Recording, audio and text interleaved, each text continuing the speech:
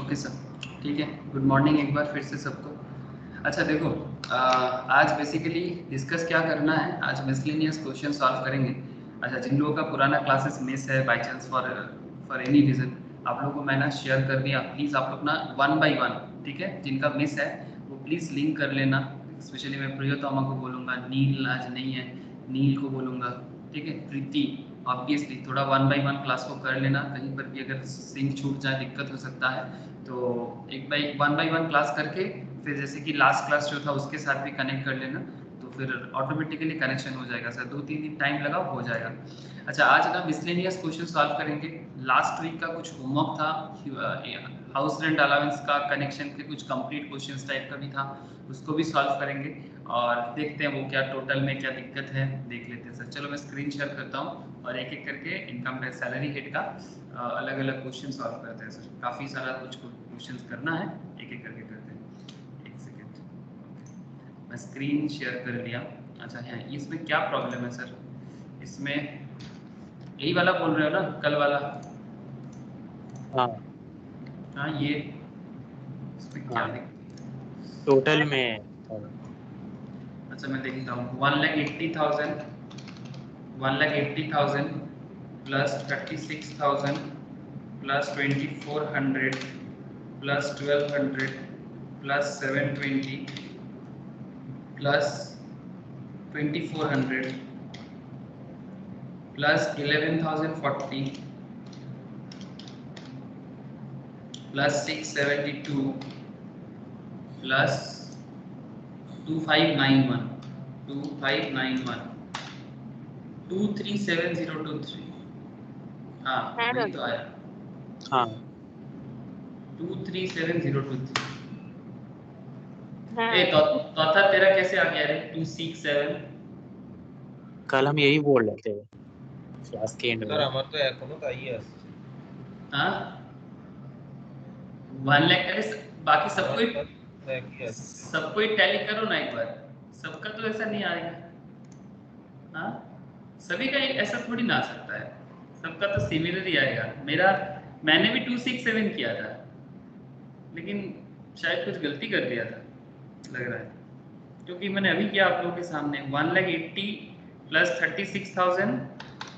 फिर से एक बार देख रहा हूँ, 1,80,000 plus 36,000 plus 2,400 plus 30,000 plus 1,200 plus 720 plus 2,400 plus 11,040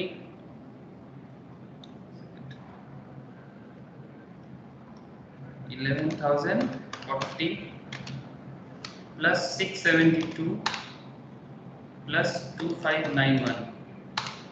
sir मेरा इस बार आया 267,023। सर पिछले बार बोनस नहीं लिखा था इसीलिए। हाँ, একটা আপনি বাদ দিচ্ছেন স্যার কোনো একটা। ওই জন্য बोनस আসছে। नहीं लिखा था।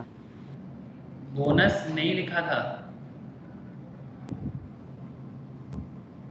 হ্যাঁ দাদা, বোনাসটাই নিচ্ছি। Basic DA, commission, tribal area, children education, travelling allowances, house rent allowances, employer contribution to provident fund और इंटरेस्ट ऑन एम्प्लॉयर कंट्रीब्यूशन, यही तो है आइटम। हाँ सर, बट 23 বেসিকের পরে হবে সেটা বোনাস 30,000 পার মান্থ। 30,000 পার ইয়ার, সরি 30,000 স্যার। ছিল বোনাস। বোনাসটা হবে পার ইয়ার 30,000। লেখেননি স্যার ওটা আপনি। ओ अच्छा, बेसिक डीए देखो मैंने नहीं लिखा, जिन लोगों ने नहीं लिखा उनका ही मैच नहीं कर रहा है, जैसे कि मैंने नहीं বোনাস लिखा। ম্যাচ করছে। हाँ, बोनस तो लिखना पड़ेगा ना सर। मैं इस बार क्वेश्चन देख देख के किया, तो जाके मैंने सही टोटल किया। इससे पहले मैं इसको टोटल कर रहा था। बेसिक डीए बोनस तो बोलेगा ना सर, बोनस नहीं दिया। बेसिक डीए बोनस, बोनस दो। हे भगवान, बोनस नहीं दिया बोल के ऐसा हालत हो गया। बोनस 30,000 सर, सबको बोल रहा हूँ चेक कर लो, कल वाला जो क्वेश्चन था। रिकॉग्नाइज प्रोविडेंट फंड का recognised unrecognised and statutory provident fund का जो क्वेश्चंस हम लोग कल सॉल्व कर रहे थे, उस क्वेश्चंस को प्लीज उसका सॉल्यूशंस में बोनस ऐड करो। प्रियतमा, आस्था, सबको बोल रहा हूँ, प्रीति, समझ में आया सबको कि क्यों इसका टोटल मैच नहीं कर रहा था? ये मेरा ही मिस्टेक है, मैं मानता हूँ, लेकिन आप लोगों को बोलना चाहिए था।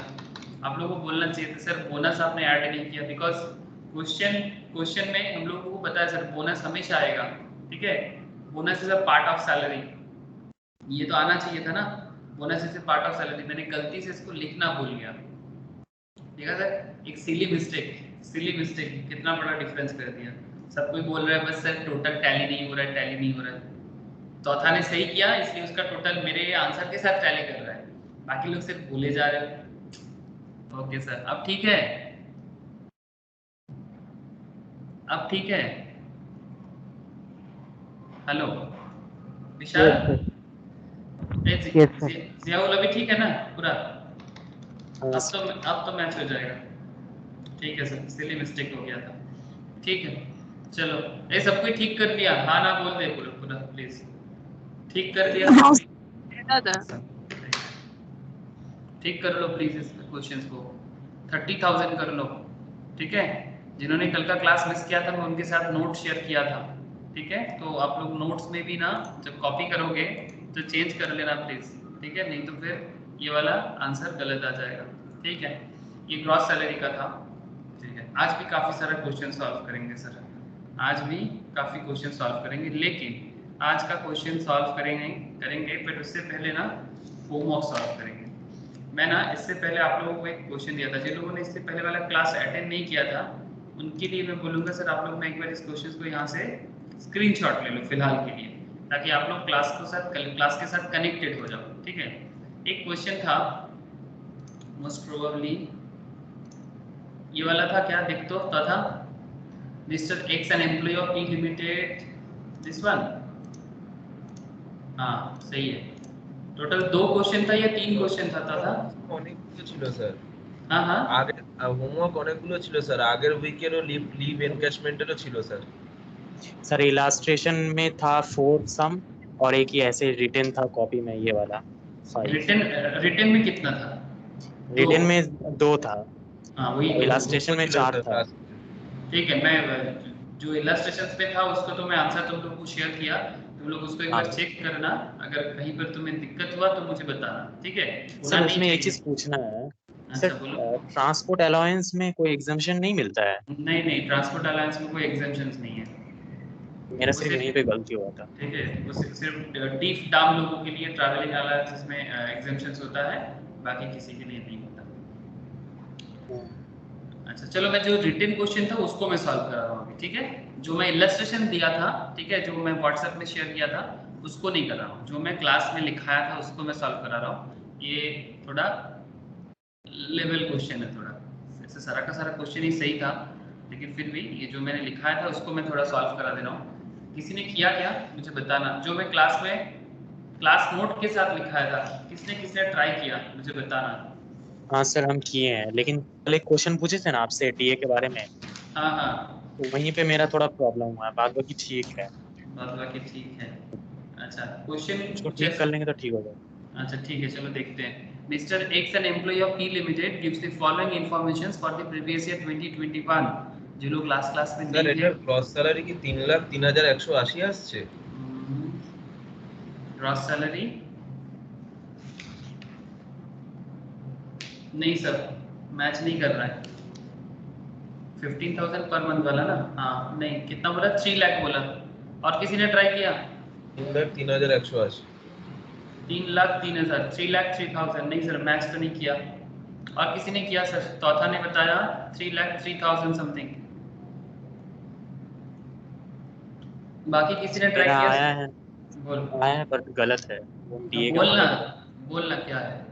2,91,60 हो रहा है। 2,91,60 60 2,91,060। कुछ तो गड़बड़ है, हल्का फुल्का गड़बड़ है। ये के पास ही है, वो जो रिटायरमेंट बेनिफिट का जो परसेंटेज लेते हैं वहीं पे गड़बड़ है। अच्छा हाँ, ठीक उसके है, कारण सब गड़बड़ आ गया। ठीक है ठीक है चलो सर, मैं इसको ना सॉल्व करता हूँ। एक बहुत अच्छा तरीका अपना के सॉल्व करूंगा, आप लोग भी ना मेरे साथ साथ करना।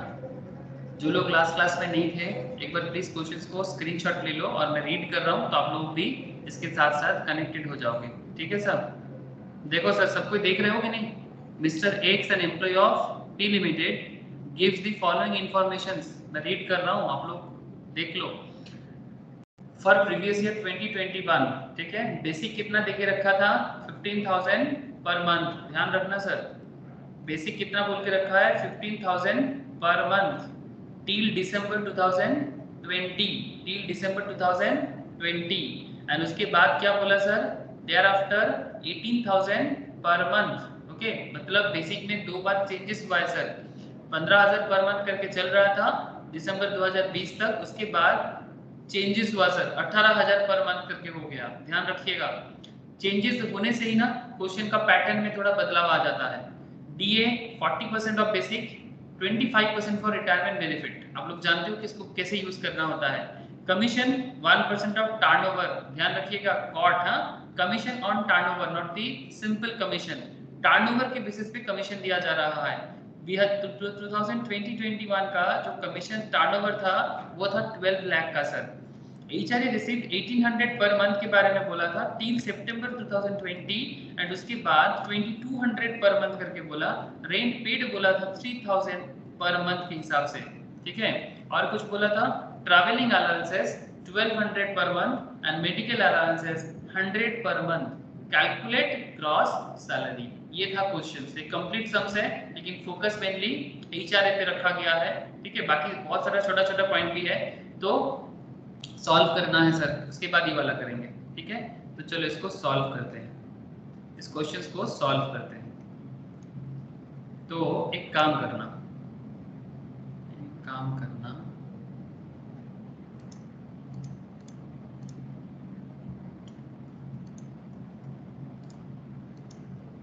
यही हो जाएगा।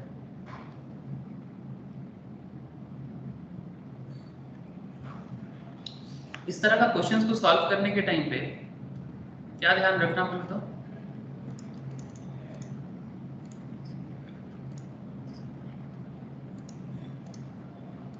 प्रेजेंटेशन सही रखना है। मतलब मैं लिख रहा हूँ sir, homework solutions, income tax, salary, HW solution, ठीक है, HRA, हाउस रेंट अलाउंस का ही मान के चलो। होमवर्क क्वेश्चन 1 जो रिटन था, लिखा हुआ था क्वेश्चन जो कॉपी में मैंने लिखा के रखा था, नॉट जो इलस्ट्रेशन था। अच्छा, इसमें आप क्या करोगे? क्वेश्चन तो सबको एक बार समझ में आया क्या है। इसको मैं एक काम कर लेता हूँ, इसको ना मैं प्रेजेंटेशन बना लेता हूँ, इसको मैं प्रेजेंटेशन बना लेता हूँ। एक काम करो, आपके लिए 4 कॉलम हो जाना चाहिए। क्यों 4 कॉलम मैं बताता हूँ। एक पर्टिकुलर बनाओ, फिर आप एक अप्रैल टू सितंबर का एक हिसाब लगाओ, ठीक है। पर्टिकुलर के अंदर आपको एक्चुअली सैलरी का हिसाब भी करना है। फिर आप एक क्या करोगे, अप्रैल टू सितंबर, ओके। क्यों ऐसा कर रहे हैं जानते हो? अप्रैल टू सितंबर, फिर हम और एक बनाएंगे। क्यों बना रहे हैं? देखो सर, एक चीज आप लोग ध्यान दीजिएगा, यहाँ पर उसका HRA रिसिप्ट पे आप देखिए, यहाँ पर HRA receipt 18,000 per month till September 2020 and thereafter 2200 per month, ठीक है। Rent paid 3000 per month. अच्छा, और क्या था? अच्छा, और कुछ नहीं था। 2 बार चेंजेस है, एक बार बेसिक में चेंजेस है, वो सर ध्यान से सुन रहे हो ना। एक बार बेसिक में टिल दिसंबर तक एक अमाउंट था, उसके बाद चेंजेस है, और एक बार सितंबर में चेंजेस है। तो पहला चेंज कब आया? पहला चेंज HRA में आया ना। मतलब टोटल में देखो सर, HRA भी सैलरी का पार्ट होता है, बेसिक तो सैलरी है ही। कॉन्सेप्ट में ये बोलना चाहता हूँ कि आपको ध्यान रखना है कि चेंजेस फर्स्ट टाइम कब हुआ है। तो आप यहाँ पर देख सकते हो कि दिसंबर पहले आता है कि सितंबर पहले आता है? प्लीज इतना बताना मुझे, दिसंबर पहले आता है कि सितंबर पहले आता है? हाँ सर बोलो, सितंबर ना, तो पहला चेंज आपका सितंबर में आया है और हम लोगों को पता है कि ईयर स्टार्टिंग अप्रैल से होता है, तो इसलिए अप्रैल टू सितंबर का एक हिसाब होगा, फिर अक्टूबर से मस्त। दिसंबर का, नहीं अक्टूबर से दिसंबर का एक Yes, हिसाब yes. होगा, ठीक है, बिकॉज दिसंबर में जाके चेंजेस हुआ है, और दिसंबर से लेके मार्च का एक हिसाब होगा, ठीक है। इसीलिए 3 तरह का हिसाब कर लिए इसमें। ऐसे देखो, इसको अगर मैं इस तरह से बाइफरकेट ना करूं तो भी इसका सोल्यूशन हो सकता है, ऐसा नहीं कि होगा नहीं, बट इसमें ना गलती होने का चांसेस कम हो जाता है और कुछ नहीं, आपका जो मिस्टेक होने का चांसेस है ना वो कम हो जाएगा, ठीक है। अच्छा, और एक बात, तो यहाँ पर आपको कॉलम तो बना लेना चाहिए पर्टिकुलर्स में, ठीक है।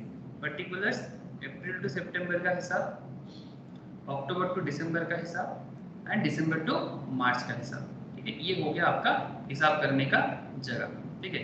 इसमें अभी आप क्या करोगे, सैलरी का मतलब क्या हो जाएगा यहाँ पर, ये जब भी आप सॉल्व करोगे ना तो आपके लिए सैलरी बहुत इंपॉर्टेंट हो जाता है, तो इसमें आपका सैलरी इसका जो हो जाएगा ना basic plus DA plus cot, ठीक है। ये आपके लिए इंपॉर्टेंट है सर, बार बार सैलरी का हिसाब आएगा, बिकॉज यहाँ पर बेसिक भी है, डीए भी है और कॉट भी है, basic plus DA plus cot, commission on turnover, तो आपको ये हिसाब थोड़ा रखना पड़ेगा। एक काम करता हूँ मैं यहाँ पर इसका अलग अलग हिसाब दिखाऊंगा, इसको मैं जस्ट शॉर्ट में यहाँ पर लिख दे रहा हूँ, basic plus DA plus cot, ये हो गया यहाँ पर सैलरी, ओके।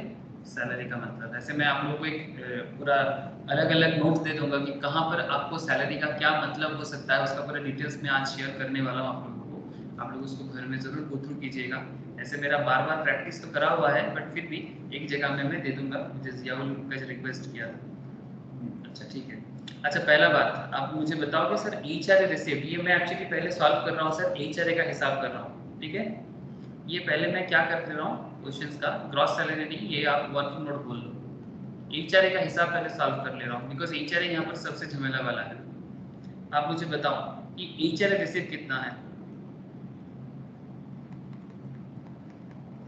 1800 है शुरुआत में। एचआरए रिसीव 1800 है, ठीक है। तो एचआरए रिसीव्ड आपका अप्रैल टू सितंबर तक कितना चला है, 1800 करके। देखो सर, क्योंकि हमारा चेंजेस पहले एचआरए में आया, तो मैं एचआरए का ही सॉल्यूशंस कर रहा हूँ, बिकॉज ये जो पूरा क्वेश्चंस है ना, इसमें सबसे जिसका वर्किंग नोट्स थोड़ा झमेला करेगा वो एचआरए है, बाकी चीज झमेला वाला उतना नहीं है, एचआरए का ही डिटेल्स थोड़ा वर्किंग नोट करना पड़ रहा है, उसके बाद हम लोग सैलरी शीट में डाल देंगे, ठीक है। उसके बाद हम लोग सैलरी शीट में डाल देंगे। तो एचआरए रिसीव्ड कितना हो गया सर, अप्रैल टू सितंबर 1800। अक्टूबर से दिसंबर का हिसाब मुझे कोई बता सकता है? 2200। 2200, थैंक यू सर, 2200, ये अक्टूबर से दिसंबर का खेल है। और दिसंबर से मार्च का खेल क्या होगा, दिसंबर से मार्च का 2200 ही होगा। वेरी गुड सर, ठीक है, बिकॉज उसके बाद तो और कोई चेंजेस नहीं है। अच्छा, फिर पॉइंट बी में हम लोग क्या दे देंगे, आप लोग जानते हो एचआरए का हिसाब है लीस्ट ऑफ द फॉलोइंग, है ना सर। एचआरए में क्या होता है, लीस्ट ऑफ द फॉलोइंग ना, least of the following.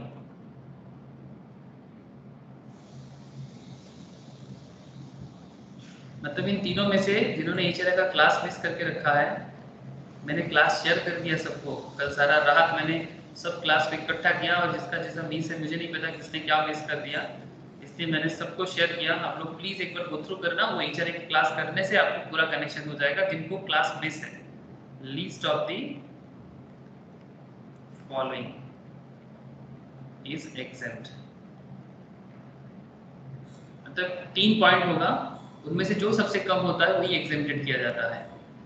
Second rule क्या बताता है सर, रेंट पेड माइनस, बताओगे, rent paid minus 10% of salary. 10% of salary, thank you sir, rent paid minus 10% of salary.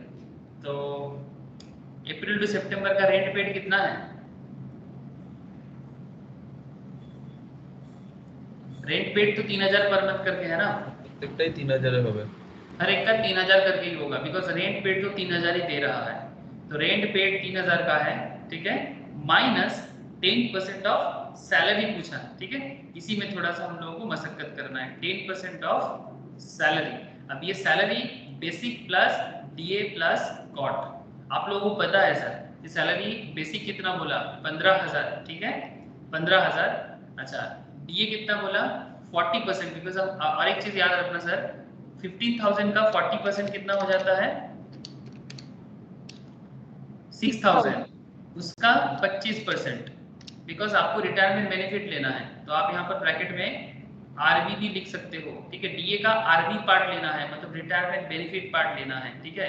तो इस पर्टिकुलर कॉन्सेप्ट में आपका basic कितना हो जाएगा, मतलब अप्रैल टू सितंबर में 15,000 का बेसिक, डीए कितना हो जाएगा sir 1500। Very good sir. And commission on turnover कितना हो जाएगा, कमीशन ऑन टर्नओवर 12 लाख का है और 1% का कमीशन है, 12 लाख का है और 1% का कमीशन है, कितना हो जाएगा सर 12 लाख का 1%, 12,000। बट क्या हम लोग यहाँ पर 12,000 लेंगे? हाँ सर ना सर এখানে তো 1000 হবে per month. Thank you sir. देखो मैं यहाँ पर थोड़ा रफ में बताता हूँ। क्वेश्चन में बोला है कमीशन, जिनको समझ में नहीं आ रहा है, कमीशन ऑन टर्नओवर, ठीक है, मतलब टर्नओवर मतलब सेल होता है। 12 लाख का पूरा साल भर में टर्नओवर ना ये एनुअल होता है, हमेशा याद रखिएगा। तो 12 लाख का एनुअल टर्नओवर दिया है और उसका कमीशन है 1%। तो ये 1% कमीशन क्या एक मंथ का है या एक साल का है? ऑब्वियसली एक साल का है। तो 12,000 पूरा ईयर का हो गया, तो फिर 12 महीना, मतलब अगर आप डिस्ट्रीब्यूट कर देंगे तो पर मंथ के हिसाब से कितना हो जाएगा 1000 हो जाएगा। And that is the reason आप यहाँ पर कमीशन कितना लिखोगे 1000 लिखोगे। समझ में आया सर? इसीलिए 15,000 plus 1500 plus 1000, that's why. Clear है ना कि क्यों कमीशन और टर्नओवर 1000 हुआ? क्वेश्चन में ही बोला है 12 लाख का टर्नओवर है, 1% का कमीशन है, तो 12 लाख का 1% होता है 12,000, 12,000।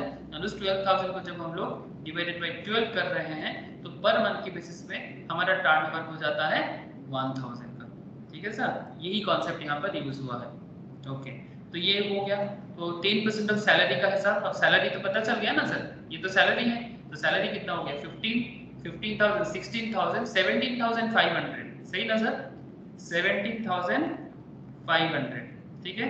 तो 3,000 माइनस 10% ऑफ 17,500 कितना हो जाएगा सर, मुझे थोड़ा बताइएगा। 1250 कितना? 1250, 1250, ठीक है 1250। जो लोग थोड़ा सा किसी कारण से क्लास मिस था, धीरे धीरे समझो, कोई दिक्कत हो तो बताओ, समझ में आ जाएगा। अच्छा, पॉइंट सी 3 रूल होता है ना sir, HR received rate paid minus 10% of salary. और पॉइंट सी क्या होता है विशाल, बोल, कुछ जवाब नहीं दे रहा है। 40%, 40%, thank you sir, 40% of salary. अच्छा, दो रूल होता है नॉर्मली, या तो 50% या तो 40%। हमारे इस क्वेश्चन में वो बंदा एचआर लेके, मतलब उसका एचआर मतलब क्या होता है कि अगर आप किसी जगह पे जॉब करते हो, मैं बोल के रखा एचआर का क्लास जब मैं किया था वहां पर मैंने पूरा डिटेल स्टोरी बोल के रखा, एकदम दिल्ली, मुंबई, कलकत्ता, नोएडा घूम के आया था, प्लीज करना।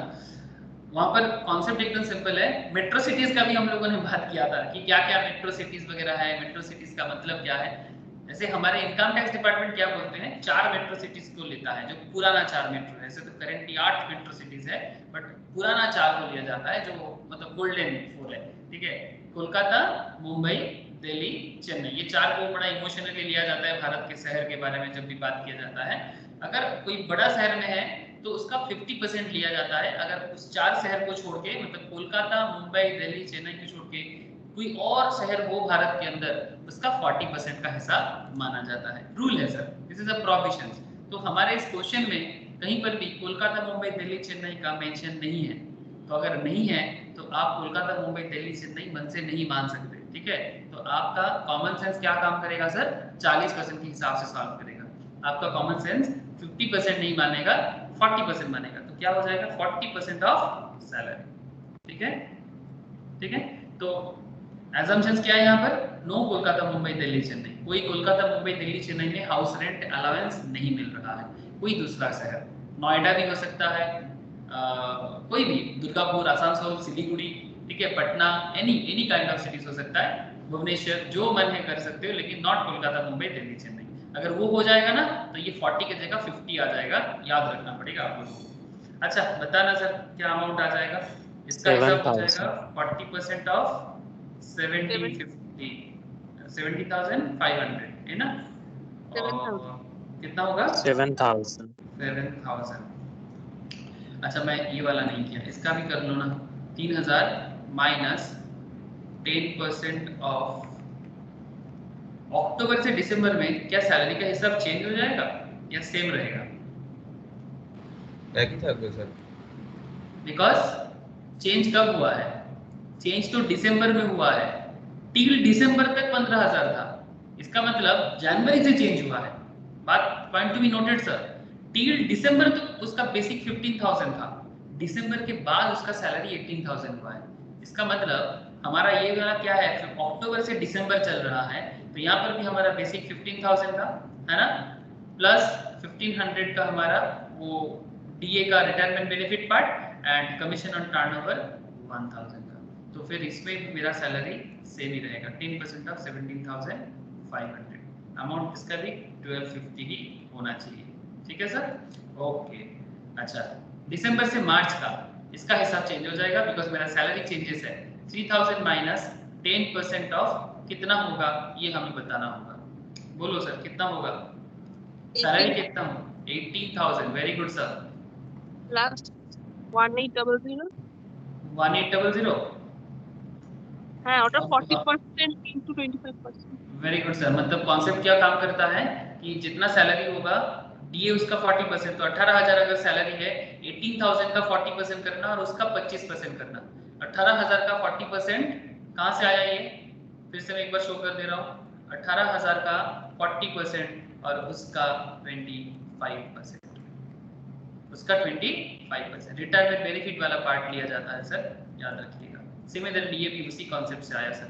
15,000 का 40% और उसका 25%, तब आया ये 1500, ठीक है। बाद में याद रह जाएगा आपको कहाँ से आ गया, ठीक है। तो ये टोटल कितना हो जाएगा? 18,000 19 या 20? 920। आंसरটা 920। अच्छा 20,800 आंसर होगा 920। 920 आएगा। वेरी गुड सर, 920 आ गया। अच्छा 40% ऑफ ये सब तो 40% ही होगा ना, इसका भी 40% ऑफ 17,500 और ये भी हो जाएगा आपका 40% ऑफ क्या 17,500 होगा? না 20800। थैंक यू सर, 20800 सैलरी के हिसाब से है, 20,800 होगा। बस काम तो बन ही गया, काम खत्म, पैसा हजम। ओके तो कितना हो गया सर बोलो? रूल क्या बताता है? What is the rule? Least of the following HRA received, rent paid minus 10% of salary and 40% of salary. इन तीनों अमाउंट में से जो अमाउंट सबसे कम होता है वही अमाउंट लिया जाता है सर। बोलो इसका कितना होगा? ये वाला बता दो मुझे। 20,800 का 40%। 8320। हाँ 8320। 8320 20,800 का 40%।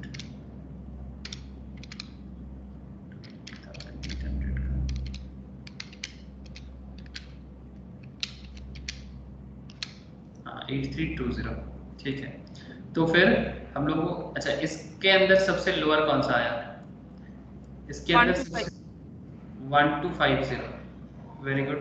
इसके अंदर सबसे लोअर 1250 और इसका सबसे लोअर 920। तो ये तीनों अमाउंट आपका अलग अलग केसेस में लोअर आया। तो ये हो जाएगा क्या, जो सबसे लोअर आता है उसको क्या करते हैं सर? एग्जेम्प्टेड करते हैं। तो HRA का हिसाब क्या हो जाएगा फिर? अभी HRA का हिसाब क्या हो जाएगा, मतलब कितना अमाउंट टैक्सेबल है और कितना अमाउंट एग्जेम्प्टेड। HRA रिसिप्ट कितना होगा? 1800 करके हिसाब बोल। HRA रिसिप्ट 1800 पर मंथ टिल सितंबर 2020। थोड़ा मंथ का कैलकुलेशन है सर, आपको दिमाग घुमाना पड़ेगा। अप्रैल से लेके सितंबर कितना महीना होता है? अप्रैल से लेके सितंबर कितना महीना होता है? 6 मंथ्स होता है। Thank you sir. April to September 6 months आपको 1800 करके मिल रहा है, और फिर उसके बाद तुम्हारा अक्टूबर से 2200 करके बाकी अक्टूबर से मार्च का, मतलब बाकी 6 अक्टूबर मंथ्स, से मार्च 6 बाकी 6 मंथ्स 2200 करके 6 मंथ्स टोटल करके कितना हो रहा है सर? 10,800 ये वाला। 10,800 नहीं, टोटल नहीं सर, पहला वाला है मेन। अच्छा बोलो बोलो। टोटल तो 24,000 होगा। टोटल 24,000 है। वेरी गुड सर, समझ में आया सर। टोटल एचआरए रिसीव बंदा ने इतना किया, ठीक है, क्योंकि उसका एचआरए का अमाउंट चेंज हुआ है सर, तो आपको चेंजेस ध्यान में रखना होगा, उसका कैलकुलेशन डेट वाइज करना पड़ेगा आपको, ठीक है। तो 24,000 के एचआरए रिसीव हो जाएगा सर। यहाँ से एग्जेम्प्टेड कितना हो जाएगा? एग्जेम्प्टेड कितना हो जाएगा? 1250 सर। ये सब मंथली है, आप सब इसको इंटू इंटू क्या कर दोगे? जितना महीने का है सब मंथ के साथ इंटू करो। ये सब मंथली डेटा है ना, मंथ के साथ इंटू करो। तो 1250 इंटू कितना महीने का? अप्रैल टू सितंबर, मतलब 6 महीने का। तो 1250 इंटू 6, 1250 इंटू ये हो जाएगा अक्टूबर नवंबर दिसंबर 3 महीने का, और ये अमाउंट हो जाएगा 920 इंटू 3 महीने का, ठीक है। इस हिसाब से होगा सर। तो एक्सेप्टेड आपका हो जाएगा, ये सब आप इंटू कर दो, ये 6 होगा, ये भी 3 होगा,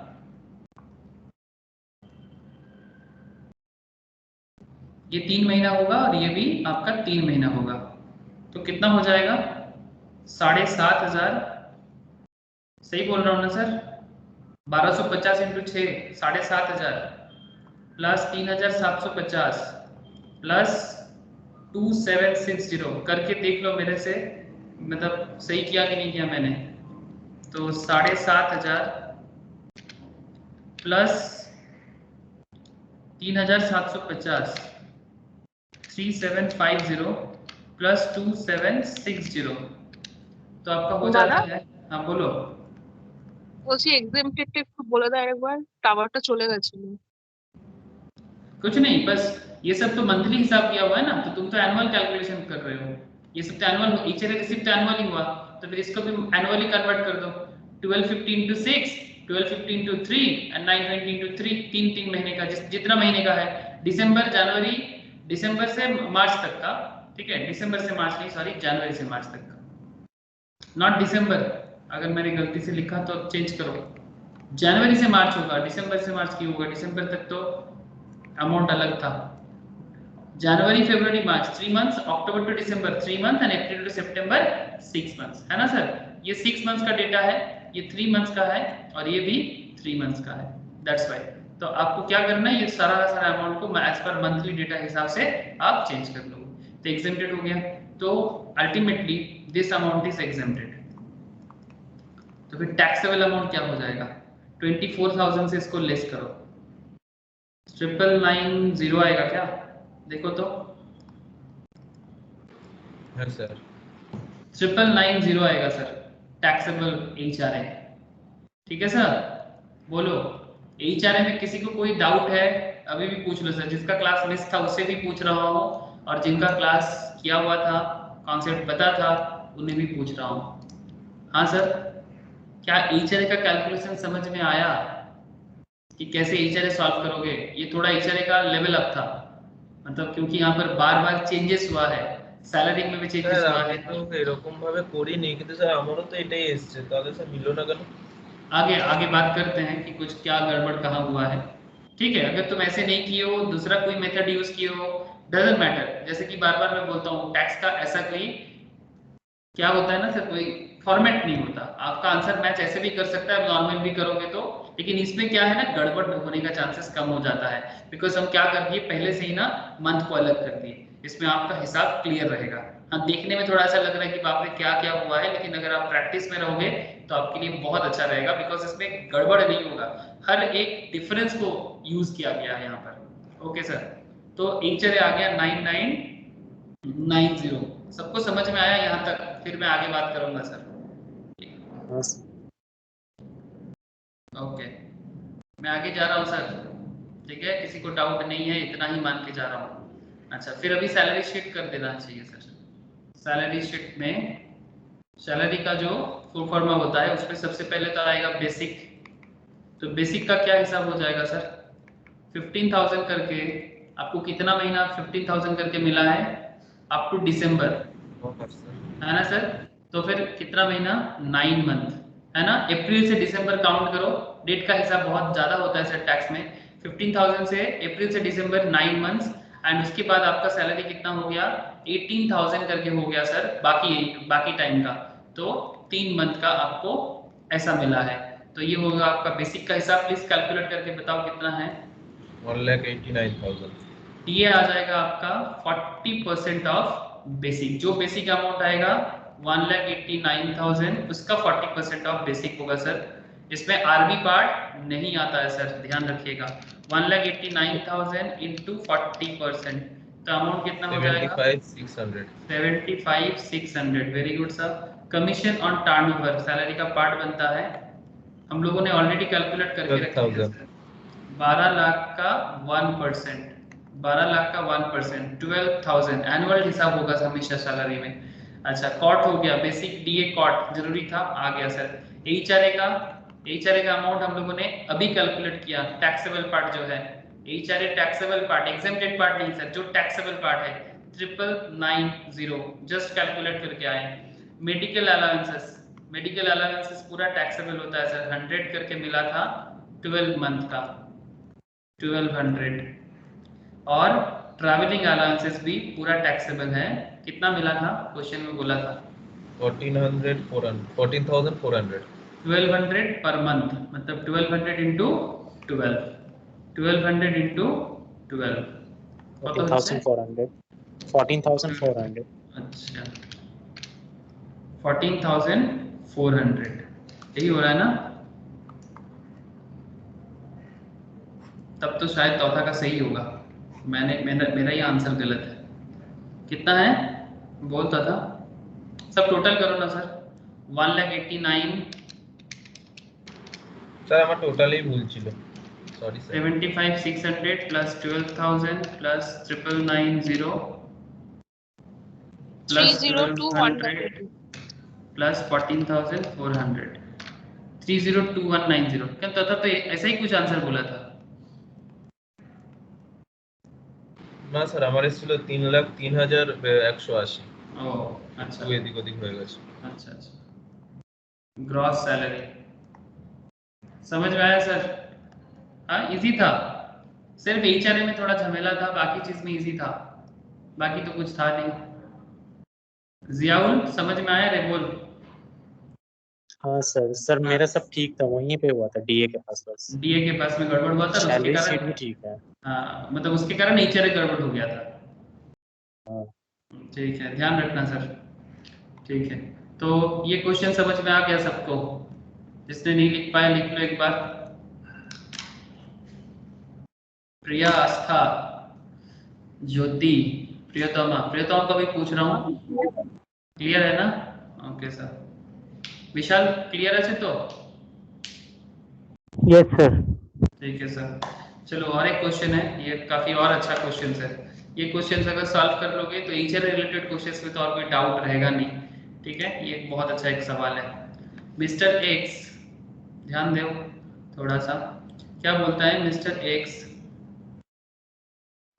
An employee of P Limited gives the following information for previous year 2021. Basic बताया है 8,000 पर मंथ सर, टिल जुलाई 2020। अगेन सर बार बार चेंजेस है, ध्यान देना। 8,000 पर मंथ टिल जुलाई 2020 करके बेसिक है, और उसके बाद 12,000 में बदल गया। पहले 8,000 करके मिल रहा था बेसिक, अब 12,000 करके बोल रहा है। डियरनेस अलाउंस 25% ऑफ बेसिक बोला और 40% फॉर रिटायरमेंट बेनिफिट बोला। याद रखना आरबी जहां यूज होगा उसके वहां पर यूज होगा, ठीक है? अच्छा, कमीशन 3,000 पर मंथ का है। एचआरए में फिर से चेंजेस लाया, 800 per month till November 2020 and then 1,500 per month till, अच्छा 1,500 per month till up to March तक। Rent paid 2,000 per month till January 2021 and thereafter 3,000 per month. मतलब यहाँ पर कहाँ कहाँ गड़बड़ देख रहे हो सर? एक तो रेंट में चेंजेस है, ठीक है, दूसरा HRA में चेंजेस है एंड तीसरा बेसिक में चेंजेस है। लेकिन सर सबसे पहला चेंजेस किस पे आया? पहला चेंजेस किस पे आया? बेसिक पे? मेरे हिसाब से बेसिक पे आया। बेसिक जुलाई में चेंजेस किया बेसिक पे, टिल जुलाई, जुलाई के बाद से चेंजेस है, मतलब जुलाई तक का वैल्यू है उसके बाद चेंजेस है। तो पहला चेंजेस तो जुलाई के बाद हुआ है, इसलिए आपका जो पर्टिकुलर्स में जो एरिया का डिफरेंस करोगे ना मंथ का, उस मंथ का हिसाब में क्लियर कट हो जाना चाहिए, मंथ के हिसाब में क्लियर कट हो जाना चाहिए, इसीलिए मैं बोला, ठीक है। अच्छा चलो एक काम करते हैं, इसको फटाफट बना लेते हैं सर।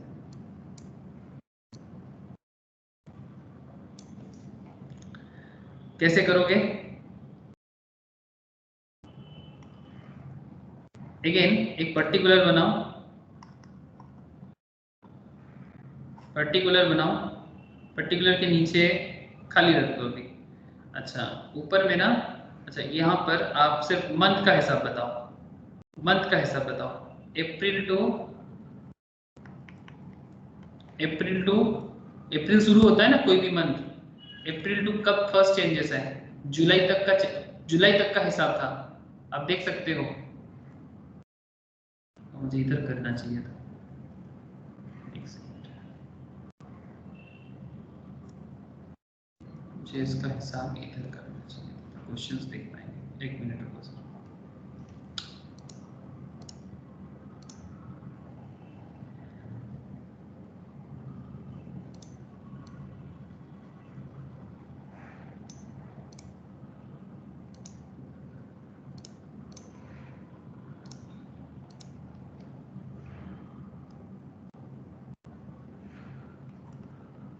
पर्टिकुलर, फिर अप्रैल से लेके जुलाई का हिसाब बनाओ। कर लिए क्या आप लोग? कहां से कहां तक का मुझे भी बता दो थोड़ा। अप्रैल से जुलाई, फिर अगस्त से नवंबर। हाँ सर, अप्रैल से जुलाई के बाद नेक्स्ट चेंजेस कब आया है? अरे आप लोगों को समझ में आ रहा है कि नहीं आ रहा है? बस क्या मैं अकेला सॉल्व करे जा रहा हूँ? बोलो सर, समझ में नहीं आएगा तो बोलो ना, या समझ में आ रहा है? मैं बस क्या कर रहा हूँ ना, जितना बार चेंजेस हुआ है ना वो चेंजेस को अलग कर रहा हूँ। जैसे कि बेसिक में चेंजेस कब आया? जुलाई के बाद आया, तो इसलिए मैं जुलाई से अप्रैल टू जुलाई का एक हिसाब दिखा रहा हूँ। उसके बाद अगर आप देखो HRA का नवंबर का हिसाब है, नवंबर तक चेंजेस, नवंबर तक 800 था, उसके बाद चेंजेस आया। और फिर रेंट पेड में जनवरी में चेंजेस आया, मतलब रेंट पेड जनवरी तक ठीक था, उसके बाद चेंजेस आया। तो जितना बार चेंजेस हुआ है उसी को बस हम लोग क्या कर रहे हैं, जैसे अप्रैल टू जुलाई का एक हिसाब होगा, अगस्त टू नवंबर का एक हिसाब होना चाहिए, फिर दिसंबर से नवंबर, नवंबर के बाद क्या है, दिसंबर से कब तक जाएंगे, दिसंबर से जनवरी तक का एक हिसाब होना चाहिए, और जनवरी में चेंजेस हुआ है ना, और फिर जनवरी से मार्च का एक हिसाब होना चाहिए, जैन टू मार्च का हिसाब होना चाहिए, sorry Feb to, not Jan to Feb to, फरवरी से मार्च। पहले ही अगर हम लोग इसको अलग कर देते हैं ना, इसका बड़ा बेनिफिट है सर, तभी तो कर रहे हैं। मतलब इसमें ना आप कितना भी चेंजेस दे देना, आपको चिंता में नहीं पड़ना है, आप अपने आप समझ जाओगे कि आपको क्या करना है। ऊपर को फाका क्यों रखा सर? सैलरी का हिसाब दिखाने के लिए कि बार बार सैलरी का क्या मतलब आएगा। अच्छा तो अगेन सबसे इंपॉर्टेंट एरिया जो है दैट इज हम लोग एक्चुअली क्या कर रहे हैं, HRA का हिसाब पहले कैलकुलेट कर दे रहे हैं सर। ये एक्चुअली क्या बन रहा है, वर्किंग नोट HRA, ठीक है, हाउस रेंट अलाउंस का वर्किंग नोट बना ले रहे हैं पहले। तो मुझे बताना सर थोड़ा सा, पॉइंट ए HRA रिसिप्ट कितना होगा, HRA रिसिप्ट कितना होगा?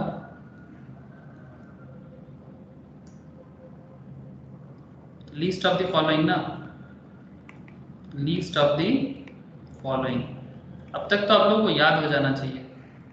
Least of the following is exempt. तो सबसे पहले HRA रिसिप्ट आएगा, फिर rent paid minus 10% of salary आएगा, और बताओ sir 40% of salary, because Kolkata Mumbai Delhi Chennai नहीं है, तो 40% ऑफ सैलरी। 800, हाँ क्या HRA चीज? receive 800. HRA receive 800। Okay sir. तो HRA रिसीव अप्रैल टू जुलाई का कितना है ये देखो सर, 800 करके था टिल नवंबर तक, ठीक है। तो टिल नवंबर तक आपका HRA रिसीव कितना है? 800 है। तो चलो पुट कर देते हैं HRA रिसीव 800। अगस्त से नवंबर का क्या होगा? ये भी 800 ही होगा, 1500. 800 ही होगा, December. 800 ही तो होगा। HRA receive 800 per month till नवंबर, और यहाँ पर हिसाब क्या है? अगस्त टू नवंबर का है, तो यहाँ पर भी 800 होगा। हाँ बोल। 1500. December at 1500. हाँ दिसंबर में जाके 1500 हो जाएगा, और फरवरी टू मार्च भी 1500 ही रहेगा। 1500. 1500, तो ये HRA रिसीव हो गया। Okay, next is rent paid minus 10% of salary. तो रेंट पेड कितना है? रेंट पेड कितना है सर? 2000 पर मंथ करके है ना, जनवरी तक का, उसके बाद 3000 करके है। तो फिर यहाँ पर तो 2000 ही है, तो पहला वाला अप्रैल टू सितंबर का जो है, सॉरी अप्रैल टू जुलाई का 2000 करके है, माइनस 10% ऑफ सैलरी कितना होगा ये पता करना है सर। सैलरी का क्या हिसाब होगा ये पता करना है। बोलो सर सैलरी क्या होगा? Basic plus DA plus cot होता है। क्या हमारे यहाँ पर कॉट दिया हुआ है सर? कमीशन ऑन टर्नओवर है सर? मंथली है, नहीं है। मंथली है, नहीं लेंगे। मंथली कमीशन है वो नहीं आता है सर। अगर कमीशन ऑन टर्नओवर है तो वो लेता है। तो बेसिक प्लस डीए, बेसिक कितना? स्टार्टिंग बेसिक कितना? 8000. 8000, वेरी गुड सर। 8000 पर मंथ टिल जुलाई 2020। ओके, तो फिर अप टू चलेगा, फिर चेंज हुआ है जुलाई के बाद से, तो पहले जुलाई तक का तो कर ले सर। तो 8000 अगर पर मंथ का है तो फिर हमारा 8000 तो आ ही जाएगा, और प्लस डीए, डीए का ऑब्वियसली रिटायरमेंट बेनिफिट वाला कितना होगा सर? 800. 800। 8000 का 25% और 25%. हाँ उसका 40% है ना सर। 8000 का 25% और उसका 40%, 800 होगा सर, ठीक है। 8000 प्लस 800, समझ में आया ना 800 कैसे आया? हाँ, आरबी पार्ट लेके, ठीक है, आरबी पार्ट लेके आया सर। तो 8800 इज योर सैलरी, तो 10% ऑफ 8800, ठीक है। 1120. 1120, 20. Very good sir. Okay next, इसका बता दो अगस्त से नवंबर का क्या कर लेंगे।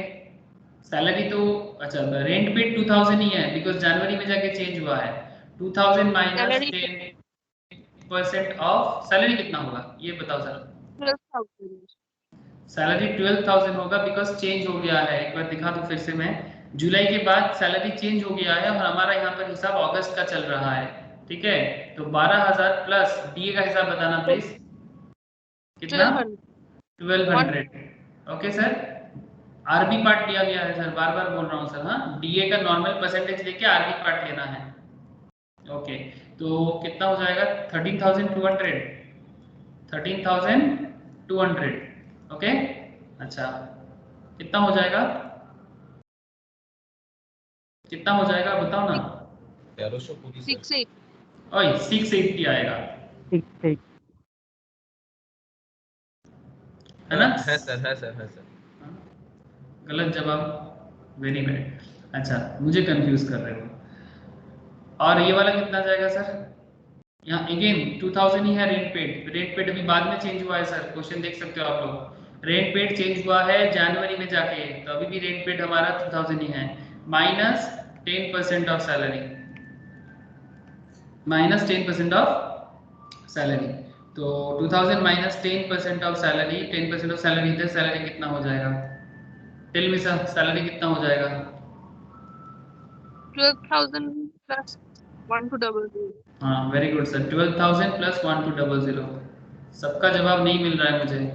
12000 प्लस 1200, समझ में आ रहा है सर? ये देखो, अरे 12000 करके ही तो अभी चलेगा, अभी तो चेंजेस ऑफ नहीं है। 8000 का हिसाब तो चला गया, अब आगे का जितना होगा 12000 रहेगा, और उसके ऊपर डीए का 25 करके 40% आरपी पार्ट, यही तो ले रहे हैं बार बार। ठीक है, हिसाब तो एकदम सिंपल हो गया अभी। ठीक है, तो 12,000 प्लस 1200 इसका भी होगा और 12,000 प्लस 1200 इसका भी होगा। मतलब फरवरी टू मार्च के केस में भी सैलरी वही माना जाएगा। ये सब सैलरी है, मतलब सैलरी का मतलब, ठीक है, सैलरी का मतलब हर एक केस में। ठीक है सर। अच्छा ये बता दोगे सर 13,200 का? एक ही तो হবে सेम 680 थैंक यू सर। और इसका 3000 rent rent paid 3000, very good Roshni. 3000 minus 10% of salary कितना हो जाएगा? अगेन 13,200, लेकिन हिसाब थोड़ा चेंज हो जाएगा। बोलो कितना अमाउंट आएगा? 1680 1680, वेरी गुड सर, 1680। और क्या, बस ये हो गया। अब लास्ट एरिया है 40% ऑफ सैलरी। तो सैलरी तो हम लोग हर केस पे निकाल ही लिए, बस आपको परसेंटेज लगाना है। तो ये 8,800 का 40% करके बताना प्लीज। सही बोल रहा हूँ ना? 3520 3520 समझ में आ रहा है सर? 8,800 का 40%, 3520। फिर इसका हो जाएगा 13,200 का 13,200 का 40%, 5280 5280।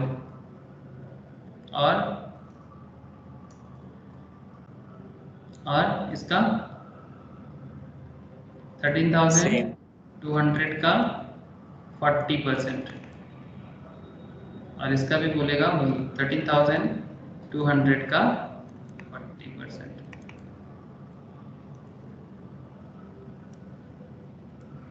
ठीक है, तो इसका कितना आ जाएगा? 5280 जाएगा ना? हाँ 5280, ये भी 5280। बस काम तो बन गया सर। थोड़ा छोटा हो गया ना, तो ठीक है, मैं इसको 100% में देखता हूँ। ठीक है, तो 5280। तो अभी आपको क्या देखना है? अभी क्या करना चाहिए सर? सिंपल काम बाकी है। आपको क्या करना होता है? लीस्ट ऑफ द फॉलोइंग, जो लोअर इन तीनों में से हर एक केस का, उसी को आपको आइडेंटिफाई करना है। तो बताओ सर, पहला केस में अप्रैल टू जुलाई का, अप्रैल टू जुलाई का सबसे लोअर 800 है, very good sir. August to November का सबसे लोअर 680, और दिसंबर टू जनवरी का सबसे लोअर 680, और फरवरी टू मार्च का सबसे लोअर 1500। ठीक है, कनेक्शन कुछ ऐसा जुड़ गया सर, कनेक्शन कुछ ऐसे जुड़ गया। ठीक है, ये ऐसा जुड़ गया आपका एग्जेम्पशंस का, ये सब एग्जेम्प्टेड हो जाएगा। जो लोअर अमाउंट है वो सब एग्जेम्प्टेड हो जाएगा। अब आपको क्या करना चाहिए? एचआरए रिसीव का हिसाब बताओ सर। एचआरए रिसीव कितना किए? एचआरए रिसीव कितना किए बोलो? 1800 till September।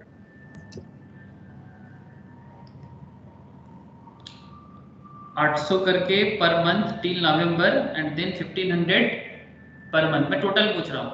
तो 800 करके नवंबर का हिसाब बताओ, अप्रैल टू नवंबर का 800 करके, और फिर 1500 का बाकी का। 800 into 8 800 into 8 प्लस 1500 into 4, सही है ना सर? तो टोटल करके कितना आ रहा है?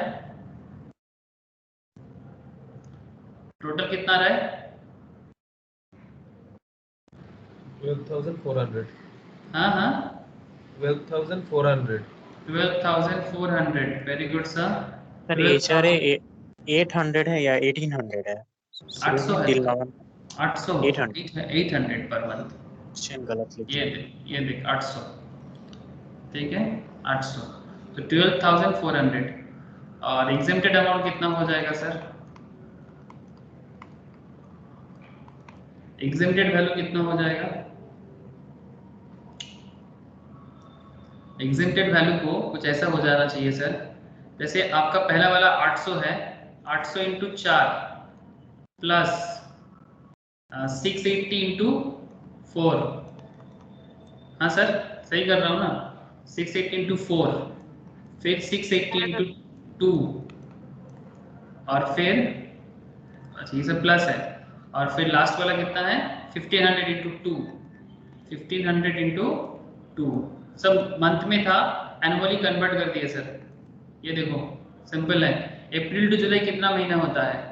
अप्रैल मई जून जुलाई 4 महीना, अगस्त नवंबर, अगस्त सितंबर अक्टूबर नवंबर 4 महीना, दिसंबर जनवरी 2 महीना एंड फरवरी मार्च 2 महीना। इसीलिए क्या हो गया 4 4 2 2 आया ना सर? तो बोलो सर टोटल कितना हो रहा है?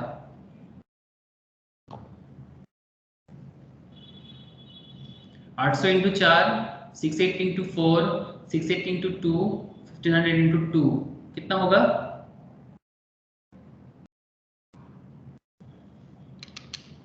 वन 10280 10280 आया ना सर सबका? देख लो एक बार। तो 12,400 से एग्जिटेड अमाउंट लेस कर दो, 12,400 से लेस कर दो 10,280, 2120 ये हो जाएगा आपका टैक्सेबल HRA। लेकिन क्वेश्चन आपको क्या पूछा था याद है? क्वेश्चन आपको मेनली एग्जेम्प्टेड पूछा था, यही आपका मेन आंसर है। This is actually your real answer. मैं आपको क्वेश्चन शो करता हूँ, ये देखो क्वेश्चन के लास्ट में क्या लिखा हुआ था, calculate exemption under HRA section 10 subsection 13। Question आपको सिर्फ एग्जेम्पशन अमाउंट पूछा था, ठीक है, आपने टैक्सेबल भी बता दिया, ग्रॉस सैलरी वगैरह कुछ पूछा नहीं था। क्वेश्चन बढ़िया था सर। तथा এটা কি হয়েছিল? क्या ये वाला क्वेश्चन हुआ था? हाँ सर এটা घেটে গেছে। हाँ सर ये हम भी नहीं किए थे, छूट गया था सर। इसीलिए मैं आप लोगों को स्टार्टिंग से ये मंथ को बाइफरकेट करना सिखाया। क्यों सिखाया बोले तो क्योंकि अगर बार बार चेंजेस आ जाए तो भी आप घबराओगे नहीं, है ना सर? बार बार चेंजेस आ जाए फर्क नहीं पड़ता कितना बार, सैलरी को 5 बार चेंज करें, HRA को 10 बार चेंज करें, हाउस रेंट अलाउंस को 3 बार चेंज करें, 5 बार चेंज करें, क्या फर्क पड़ता है? अगर आप एक बार आइडेंटिफाई करना चालू कर दोगे ना कि कब कब चेंजेस हुआ है स्टार्टिंग से, अगर आप उसके हिसाब से काउंटिंग करना चालू करोगे ना तो आपको कभी भी गड़बड़ नहीं आएगा। बोलो सर ये HRA का क्वेश्चन अगर समझ में आ गया ना तो आपको HRA में कभी तंग नहीं करेगा, ये हाईएस्ट लेवल ऑफ HRA बोल सकते हो आप। सबको समझ में आया? मैं सभी को पूछ रहा हूँ। Yes sir. हाँ सर। जिनको थोड़ा बहुत डाउट लग रहा है उनके लिए मैं एक ही चीज बोलूंगा, आप लोग फिर से एक बार पूरा का पूरा जितना सारा क्लासेस मैंने शेयर किया ना उसके अंदर देखना HRA का क्लास भी है, ठीक है? मैं कहीं ना कहीं आई थिंक 3rd लेक्चर होगा, 3rd या 4th, 3rd में ही होगा, मैंने HRA के बारे में पूरा डिटेल्स में बात किया, ठीक है? तो वहां पर मैंने एकदम इंट्रोडक्शन में भी HRA में बात किया मैंने, और उसके बाद मैं स्पेशलाइज करके HRA के ऊपर भी स्पेशल रखा था, वहां पर भी मैंने बात किया। तो ध्यान रखना सर। जैसे लास्ट क्लास हम लोग प्रोविडेंट फंड किए थे, अभी करना है सर प्रोविडेंट फंड, जहाँ जाना कहाँ है। कल वाला क्लास तो था अच्छा प्रोविडेंट फंड के ऊपर, आज फिर से प्रोविडेंट फंड सॉल्व करेंगे। ओके सर आप इतना बोल रहे हो तो करना तो पड़ेगा, ठीक है? ये होमवर्क समझ में आ गया? अच्छा बाकी कुछ होमवर्क मैंने आप लोगों को घर में करने के लिए दिया, ठीक है? ये सॉल्यूशंस मैंने शेयर किया, आप लोग एक बार चेक करना। मैं कुछ नया क्वेश्चंस करता हूँ, कुछ वैराइटीज क्वेश्चंस है, मैं कोशिश करता हूँ वो वैराइटीज क्वेश्चन सॉल्व करने की, ठीक है सर? कुछ वैराइटीज क्वेश्चन है मैं आप लोगों के साथ वो शेयर करूंगा अभी, मतलब क्वेश्चन सॉल्व करने का कोशिश। ओके सर ठीक है ठीक है ठीक है ठीक है। एक मिनट में क्वेश्चन तो पहले मैं देखूं तो आप लोगों को मैंने व्हाट्सएप किया क्वेश्चंस, कुछ किया ना? सभी को किया, देखो ना एक बार चेक करके। सर इलास्ट्रेशन 6 से 11 जो था वो हाँ हाँ हाँ हाँ हाँ हाँ है, मिला ना? हाँ एक मिनट उसको ओपन करके रख सकते हो, अगर आप लोग कॉन्करेंटली देख सकते हो तो, नहीं तो मैं स्क्रीन शेयर करता हूँ, मैं स्क्रीन में क्वेश्चन को शेयर करता हूँ सर। वेट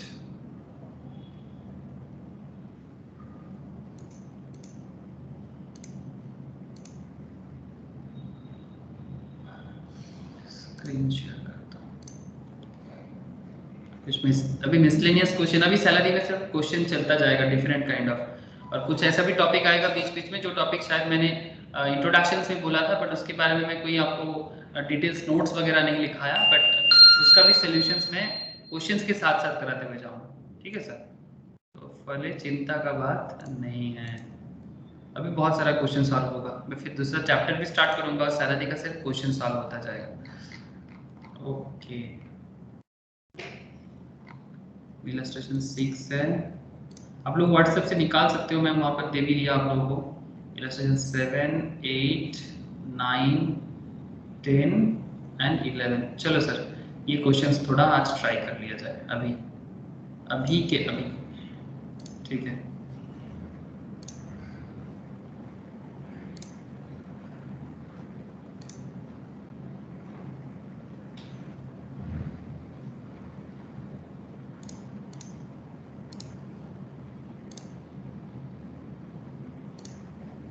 क्वेश्चन शो हो रहा है सर, देखो तो इलस्ट्रेशन 6 प्लीज गो थ्रू करो एक बार, इलस्ट्रेशन 6 को एक बार प्लीज गो थ्रू करो।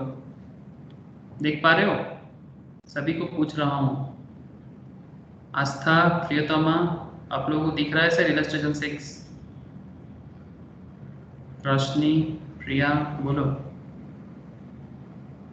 हाँ सर, शो हो रहा है। ओके, देखो सर रीड करो एक बार। ये कल से जुड़ा हुआ क्वेश्चन है, मतलब कल का जो क्लास था हम लोगों का, यस्टरडे वाला जो क्लास था उसके साथ कनेक्टेड क्वेश्चंस है सर, मैं आपको इतना बोल सकता हूँ। बाकी आप लोग पढ़ के बोलो क्या समझ में आ रहा है, क्या नहीं समझ में आ रहा है। बड़ा दिलचस्प क्वेश्चन है, अच्छा क्वेश्चन है सर। क्वेश्चन क्या बता रहा है, मैं रीड कर रहा हूँ sir. Mister A retires from a service on December 31, 2020 after a 25 years of service. 25 साल काम किया बंदा ने। Following are the particulars of his income और investment for the previous year 2020-21। Okay, basic कितना बोला सर? सर बेसिक बोला है 16,000 per month for 9 months। Total भी देके रखा है तथा देख 1,44,000 का। डियरनेस पे क्या बोला Ziaul? 50% forms part of retirement benefit, और ये भी बोला डियरनेस पे 8,000 पर मंथ फॉर 9 month, ठीक है।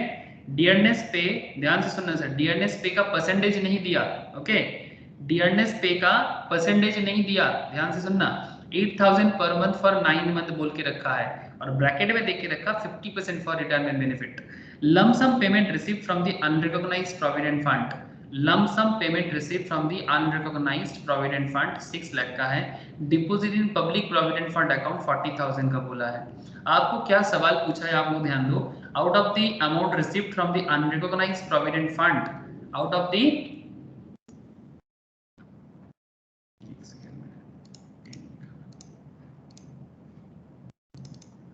Out of the amount received from the unrecognised provident fund, मैं तो शो कर रहा हूँ, एक सेकंड में पेन थोड़ा लेता हूँ। ओके, ये कल वाला क्लास से जुड़ा हुआ है।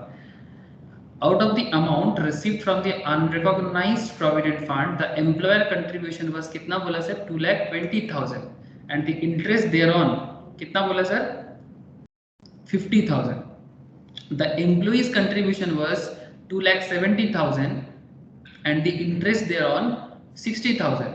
What is the taxable portions of the amount received from the unrecognized provident fund in the hands of Mr. A for the assessment year 21-22?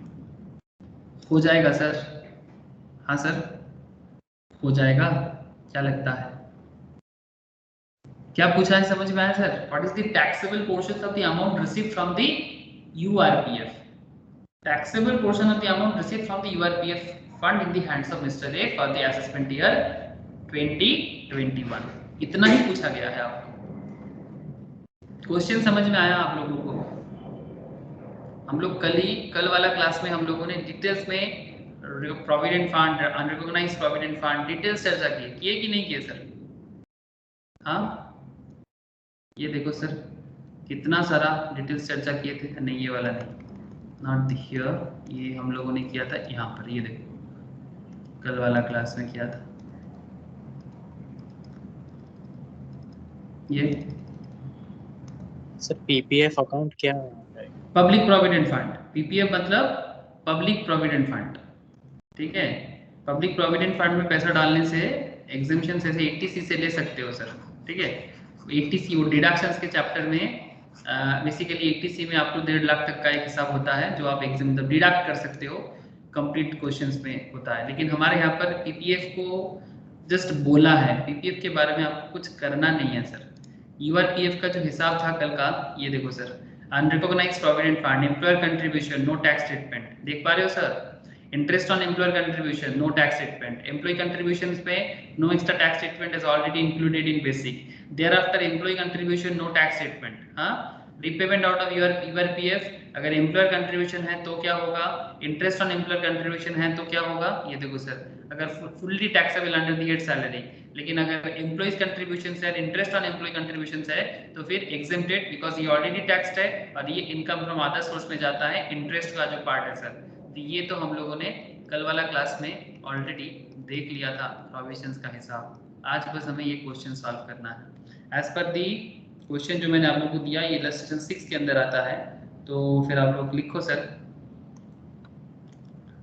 बाकी मैं कुछ होमवर्क दिया था लास्ट वाला क्लास में, वो इलस्ट्रेशन 1 था, 5 था, 2 था, ठीक है, 3 भी था, तो इस तरह से हो रहा है। ये इलस्ट्रेशन 6 का ही आप रीडिंग कर लो। इलस्ट्रेशन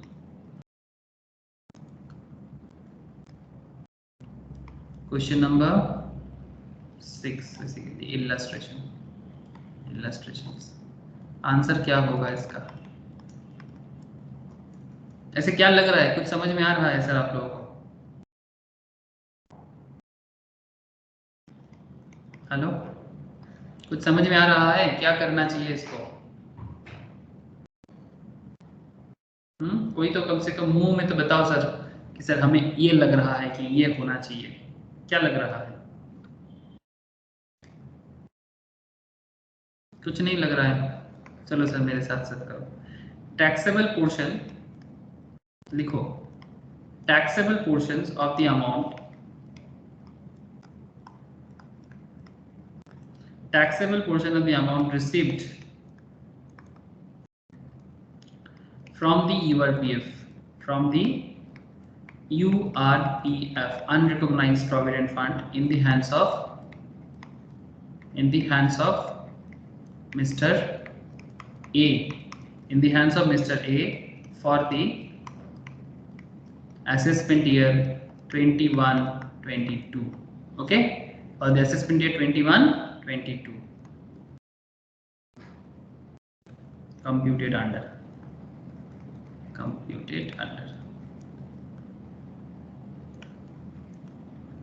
ये हो गया आपका हेडिंग। आपको क्या करना चाहिए, एक बेसिक प्रोफार्मा बना लो सर, पर्टिकुलर और अमाउंट का, ज़्यादा कुछ नहीं करना है।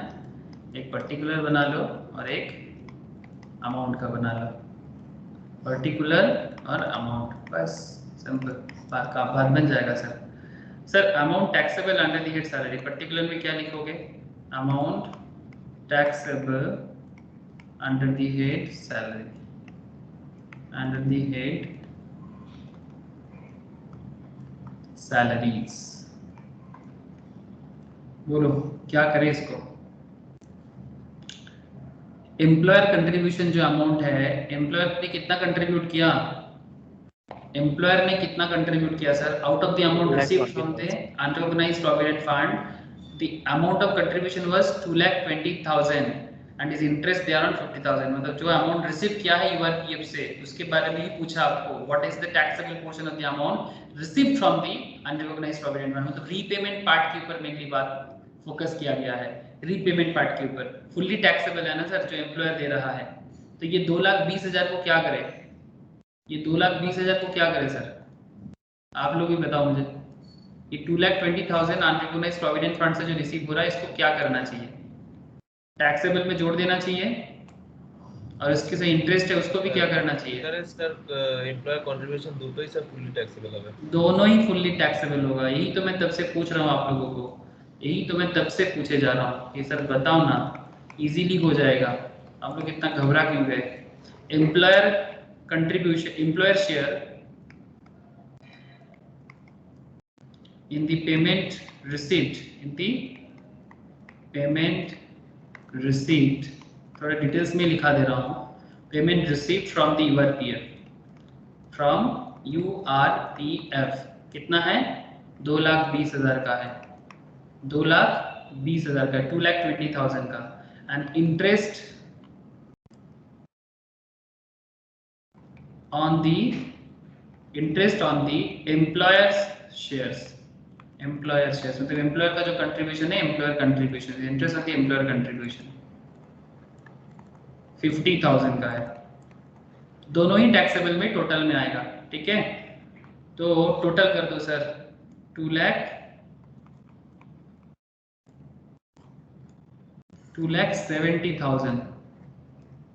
लेकिन क्या और कुछ हिसाब में दिखाना चाहिए क्या?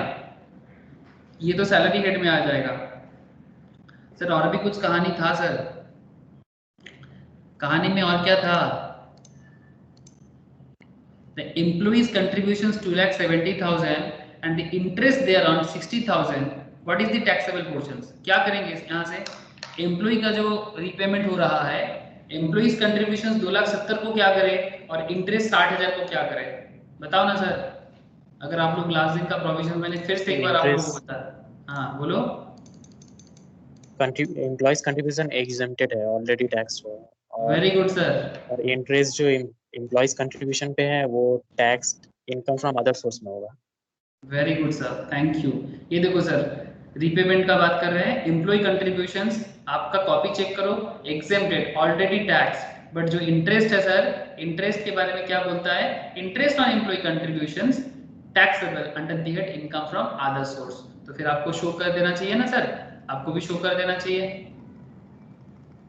जितना तो पूछ रहे तब से, इजी था, आप लोग चिंता में पड़ गए ज्यादा। तो टोटल, इसलिए मैं यहाँ पर इसको सैलरी हेड में लिखा, और एक तो हेड है यहाँ पर amount taxable under the head salary, ठीक है। Amount taxable under the head salary, amount taxable under the head salary.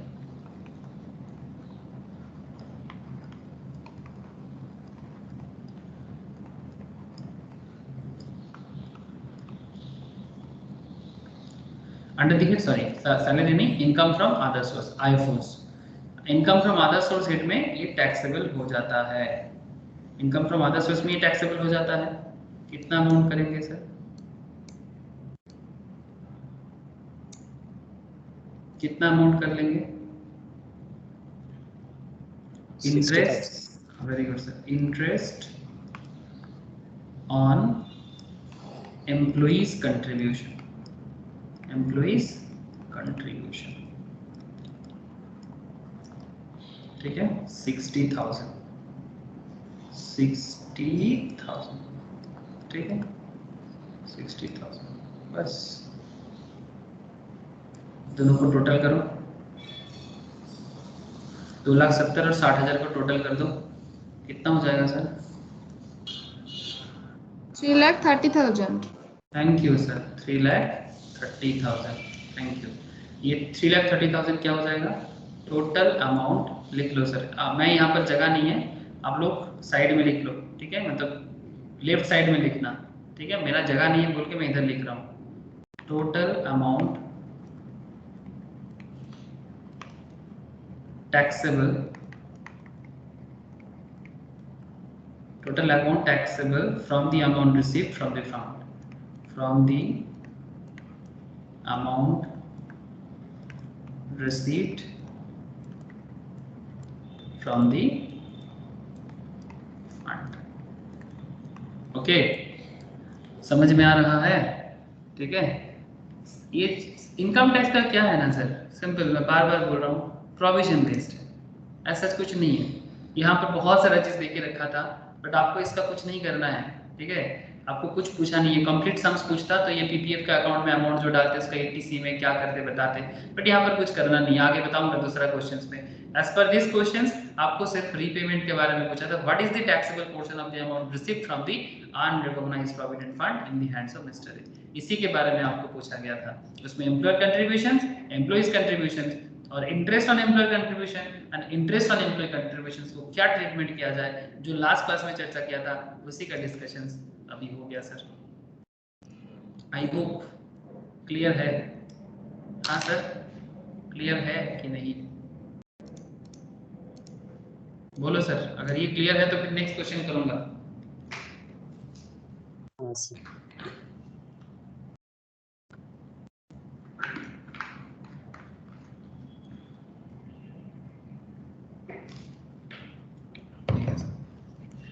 दूसरा क्वेश्चन करते हैं। और क्या क्वेश्चन देके रखा आप लोगों के पास भी है? सेम क्वेश्चन पे अच्छा एक पॉइंट यहाँ पर आप लिख के रख सकते हो कि वो एम्प्लॉयर कंट्रीब्यूशंस ऑलरेडी टैक्स, ठीक है, जरूरी नहीं है आप लोग जानते हो, नहीं तो आप नोट दे सकते हो। ये जो अच्छा ठीक है छोड़ो, जरूरी नहीं है, ज़्यादा बताएंगे ज़्यादा कब पागल हो जाता है। अच्छा, will your answer be any different if the fund mentioned above was recognized provident fund? हाँ सर, अगर ये जो क्वेश्चन हम लोगों ने अभी सॉल्व किया, ये अगर यूआरपीएफ की जगह आरपीएफ होता तो क्या आपका जवाब चेंज हो जाता? अगर ये अनरिकॉग्नाइज्ड प्रोविडेंट फंड की जगह आरपीएफ हो जाता, हाँ सर, तो फिर आपका जवाब क्या हो जाता? अगर ये अनरिकॉग्नाइज्ड की जगह रिकॉग्नाइज्ड हो जाता तो फिर ये पूरा का पूरा खेल क्या हो जाता?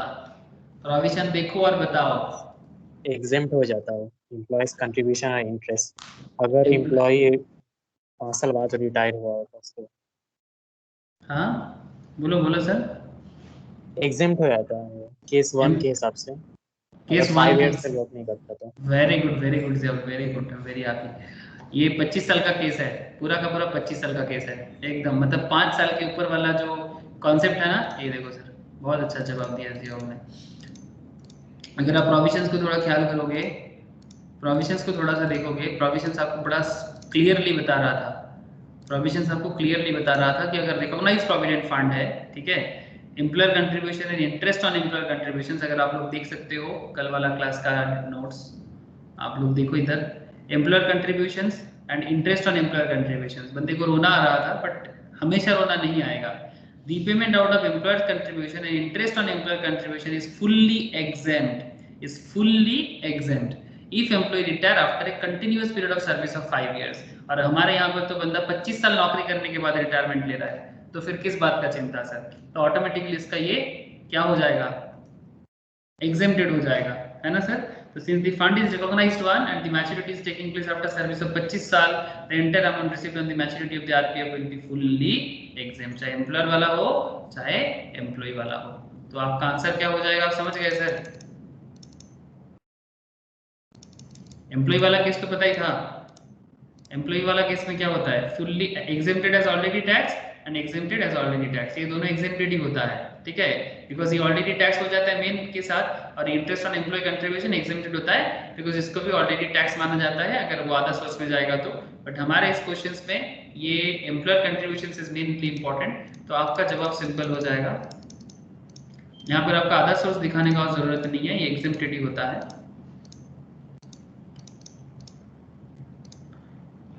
तो सेम क्वेश्चन था, क्वेश्चन नंबर सेम क्वेश्चन था, क्वेश्चन इलस्ट्रेशन 6 और इलस्ट्रेशन 7 में फर्क नहीं है सर, बस उसी का कंटिन्यूअस क्वेश्चन है, समझ में आया ना? ये तो था, बुझा कैसे कि जाए नहीं बोल হ্যাঁ স্যার স্যার কিন্তু এই আইওএফএসটা তো দেখাতে হবে স্যার, তাহলে এটা যে सर तब तो सिर्फ ओनली आईएफओएस ही रह जाएगा। তো ওটাই হবে স্যার, কারণ ট্যাক্সেবল পোরশন তো বলেছে দেখাতে, তো এটা তো শুধু দেখাতে হবে। क्या पूछा था? Will your answer be any taxable portion? Second question तो बिल्कुल वैसा ही हो गया, पहले वाले के सामने था, amount taxable under income from other source, amount taxable under the other source. लेकिन हमारा प्रोविजंस क्या वो बोलता है हमें? ये जो 60,000 का जो केस हम लोगों ने लिया यहाँ पर, इंटरेस्ट ऑन एम्प्लॉइज कंट्रीब्यूशन जो अदर सोर्स के रेट में जाता है, लेकिन क्या हमारा रिकॉग्नाइज्ड प्रोविडेंट फंड के केस में उसमें भी सर वही है, এক্সেম্পটেড और इनकम फ्रॉम अदर सोर्स। না স্যার ওটা তো এই স্যালারি হেড সে এক্সেম্পটেড হচ্ছে কারণ আদার সোর্সেসে ট্যাক্সেবল হচ্ছে বলে। हां, employer contribution, interest on employer contribution, repayment out of employees contribution, then interest on employees contribution is fully exempt, or employee normal contribution exempt as already taxed, and interest on employees contributions exempted as already taxed। Means as already taxed, इसका मतलब यही है कि ये already tax किस में होगा, interest on employees contribution, second, employees contribution to provident fund, interest सिर्फ आना चाहिए, रिकॉग्नाइज प्रोविडेंट फंड है, रिकॉग्नाइज प्रोविडेंट फंड में अगर इंटरेस्ट लेके जाता है is fully taxable under the head other source, हाँ fully taxable under the head other source, ठीक है। हाँ मतलब एम्प्लॉयर कंट्रीब्यूशन एग्जेम्प्टेड होगा, बट एम्प्लॉइज कंट्रीब्यूशंस का जो इंटरेस्ट का अलावा कॉन्सेप्ट है वो अदर सोर्स में जाएगा, सैलरी हेड में तो एग्जेम्प्टेड होगा। हाँ मतलब आपका जवाब फिर ऐसा हो जाएगा, ठीक है, वेरी गुड सर, आपका आंसर कुछ ऐसा हो जाएगा। तो आप ऐसा करके लिखो, अब इसका आंसर ऐसे लिखो सर, ठीक है, आप ऐसा आंसर लिखो, इसका आंसर आपका क्या हो जाएगा, आप लिखो कि सिंस द फंड, ठीक है, बिकॉज अदर सोर्स में तो ये टैक्सेबल है, तो आप बस इतना लिखो, since the fund is recognised one, okay, since the fund is recognised one, because ये जो फंड है ये रिकॉग्नाइज्ड वन है, मतलब जो आरपीएफ के हिसाब से हम लोग जानते हैं, रिकॉग्नाइज्ड प्रोविडेंट फंड है, सरकार को ऑथराइज है, ठीक है, recognized one, and the maturity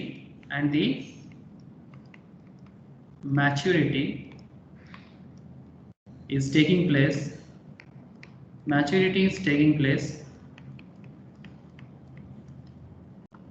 after a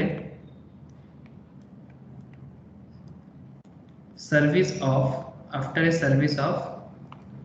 25 years, the entire amount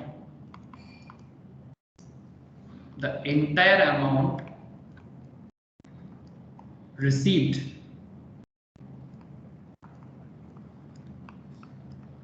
on the maturity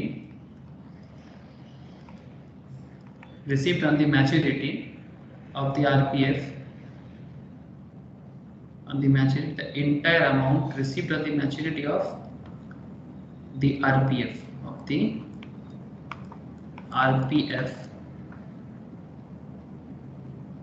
will be fully exempt, ठीक है। बस एक पॉइंट आप यहाँ पर नोट दे दो, exempt under the head salary, ये लिख दो sir, under the head salary,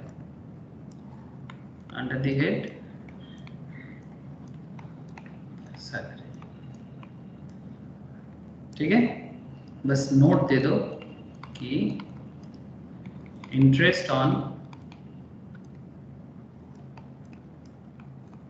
employees contribution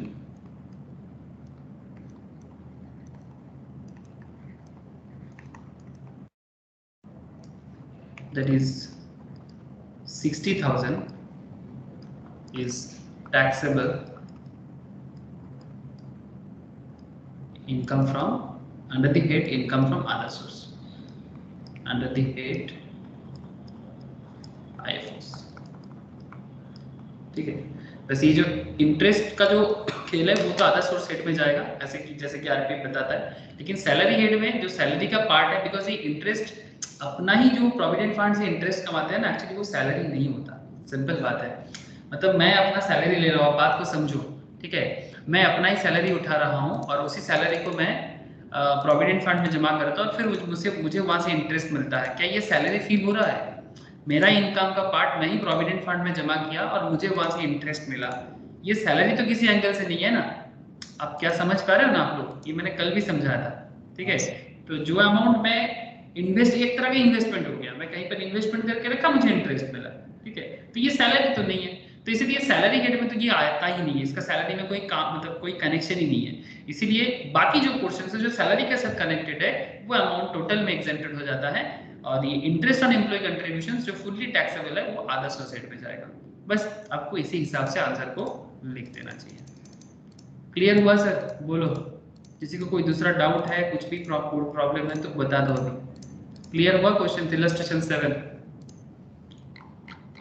7 clear हुआ? सेम क्वेश्चन था, बस पूछा गया था कि अगर ये रिकॉग्नाइज्ड प्रोविडेंट फंड होता तो क्या होता, बस इतना पूछा गया था। ओके सर, दूसरा क्वेश्चन देख लेते हैं। तीसरा ये वाला क्वेश्चन हो जाएगा, देखो तो पढ़ के फटाफट।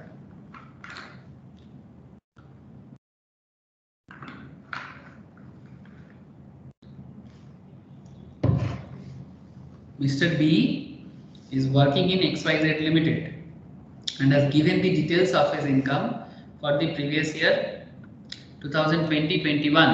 You are required to compute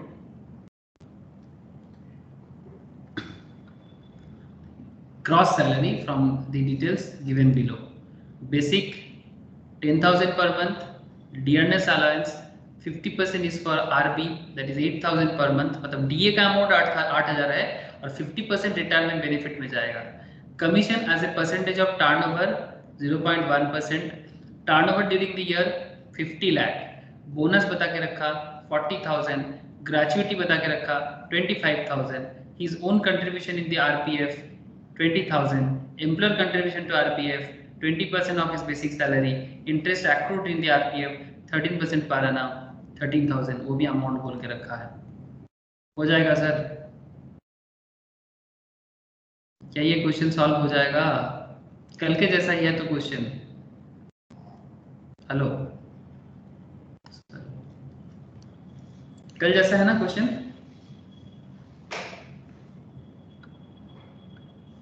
sir हाँ ना कुछ तो बोलो कि हाँ सर हो जाएगा, नहीं होगा। चलो सर करते हैं, ठीक है। हाँ सर। आ जाए बेटा। चलो, कल भी ऐसा ही क्वेश्चन किए थे। चलो देखते हैं किसका जवाब सही होता है आप लोगों में से, किसका जवाब सही होता है। आस्था, प्रीति, इन लोग आवाज ही नहीं आ रहा है, ये लोग है कि नहीं है? आस्था, तुम समझ में आ रहा है तुम्हें? प्रीति? हाँ ओके सर। हाँ sir. Thank you sir, thank you. मैं सोचा सब सो गए हो। ठीक है सर, आप लोग तो अच्छे बच्चे निकले।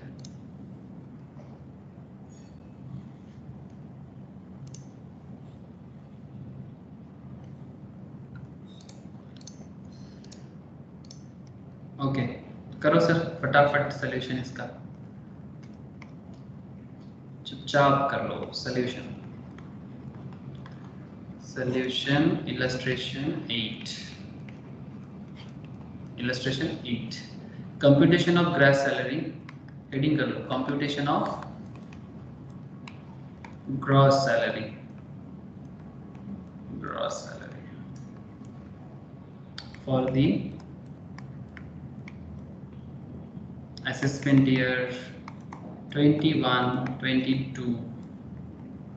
21-22 फॉर मिस्टर कौन? मिस्टर कौन है ये? मिस्टर डी है ना? ये बंदा कौन है? Mister B. मिस्टर बी, नाम सही करना चाहिए। ओके प्रियोतमा, आई होप समझ में आ रहा है। Okay sir, particular amount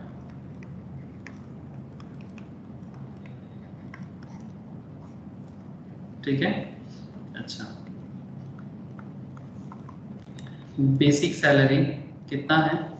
basic salary कितना है बोलो? बेसिक सैलरी कितना है? 10,000 per month. Very good sir. तो 10,000 करके क्या करेंगे? 12 महीने का कर लेंगे ना? 10,000 करके 12 महीने का तो कितना हो जाएगा sir? 1,20,000। Thank you Pritam, 1,20,000। Dearness alliance बोलो सर। डियरनेस अलायंस को क्या करें? डीए, ये सैलरी शीट ही बन रहा है एक्चुअली। डीए क्या करेंगे?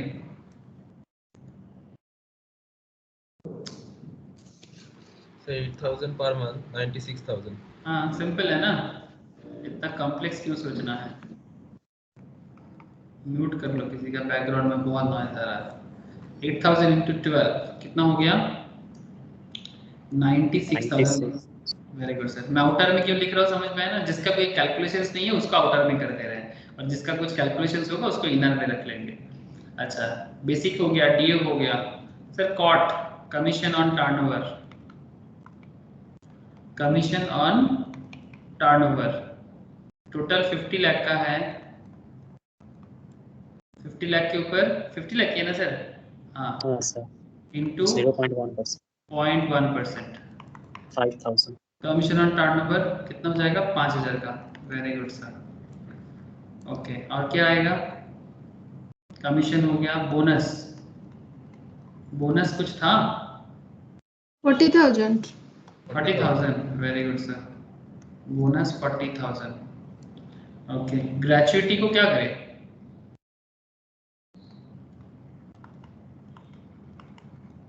ग्रेचुइटी को क्या करें? जो लोग ग्रेचुइटी का क्लास करके रखे हो वो लोग बताएगा, जो नहीं करके रखा वो भी बता सकता है। अगर उसने क्लास कर लिया, अगर नहीं किया तो प्लीज एक बार कर देना, गो थ्रू कर लेना। ग्रेचुइटी का पूरा डिटेल्स बोल के रखा है सर, सैलरी का पूरा, ग्रेचुइटी का पूरा स्पेशल करके रखा है सर। बोलो यहाँ पर ग्रेचुइटी को क्या करें? Mr. B is working in XYZ Limited and has given the details of his income for the previous year 2021. You are required to compute gratuity 25,000। क्या करना चाहिए? फटाफट बोलो। रोशनी, प्रिया, तथा विशाल, प्रीति, सभी को তো এটাকে কভার্ড ধরবো না নন কভার্ড ধরবো? কিছু বলা নেই তো। कुछ नहीं बोला है तो फिर नॉन कवर्ड इधर पकड़ ले। एक कवर्ड नॉन कवर्ड से भी इंपॉर्टेंट एक कॉन्सेप्ट है यहाँ पर। ये कवर्ड नॉन कवर्ड का कोई कॉन्सेप्ट एज सच काम नहीं करेगा। सर क्या ये बंदा रिटायर कर लिया? ये मिस्टर बी क्या रिटायरमेंट कर लिया है? नहीं, ये वर्किंग। तो वर्किंग पर्सन ग्रेचुइटी उठा रहा है, क्या करेंगे? Fully taxable. बस, thank you. Working person gratuity उठा रहे, रिटायरमेंट पर्सन ग्रेचुइटी करता ना तो फिर ग्रेचुइटी का हिसाब लगाते हैं कि कितना अमाउंट टैक्सेबल होगा। जैसे कि हम लोग ग्रेचुइटी के क्लास में करके रखे थे, वहां पर हम लोग प्रोविजंस लिखने के टाइम पे ये भी बता के रखा था कि अगर कंटिन्यूएशन ऑफ सर्विस में कोई ग्रेचुइटी उठाता है वो हमेशा टैक्सेबल होता है। तो याद रखिएगा सर, देखा छोटा मिस्टेक हो जाता है अभी। तो ग्रेचुइटी पूरा टैक्सेबल होगा। यहाँ पर ना एक वर्किंग नोट 1 बुक के लिख दो, मैं लिखा देता हूँ नोट्स, ठीक है? तो अमाउंट कितना हो जाएगा सर? 25,000 अमाउंट हो जाएगा, 25,000। इसका वर्किंग नोट में बताऊंगा बाद में, रुक जाओ। अच्छा, और क्या अमाउंट आएगा? अच्छा मैं एक काम करता हूँ, वर्किंग नोट इधर कर ही देता हूँ, वर्किंग नोट कर ही देता हूँ, बाद में कब होगा नहीं होगा भूल जाऊंगा। क्या लिखोगे? लिख दो gratuity received, gratuity received during service, gratuity received during service is fully taxable, okay? gratuity received during service is fully taxable, याद रखिएगा सर, ठीक है? ओके, फिर आ गए हम लोग प्रोफार्मा में। और क्या होगा इसके बाद? क्या था? Employee contribution to provident fund, है ना? His own contribution to RPF, मतलब उसका खुद का, उसके बाद एम्प्लॉयर का, उसके बाद इंटरेस्ट। तो पहले ओन कंट्रीब्यूशन को क्या करेंगे बोलो? एम्प्लॉयर कंट्रीब्यूशन टू RPF मतलब रिकॉग्नाइज्ड प्रोविडेंट फंड। क्या करना चाहिए? एकदम करेंट टॉपिक है sir. Not taxable. Employees contributions to RPF।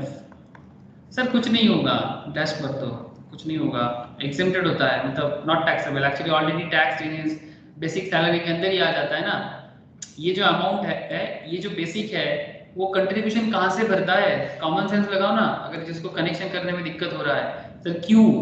Sir basic salary जो मिलता है बंदा उसी से ना कंट्रीब्यूट करेगा। सैलरीड पर्सन प्रोविडेंट फंड में कंट्रीब्यूट करेगा, ठीक है, कहाँ से करेगा? अपने सैलरी से ही करेगा।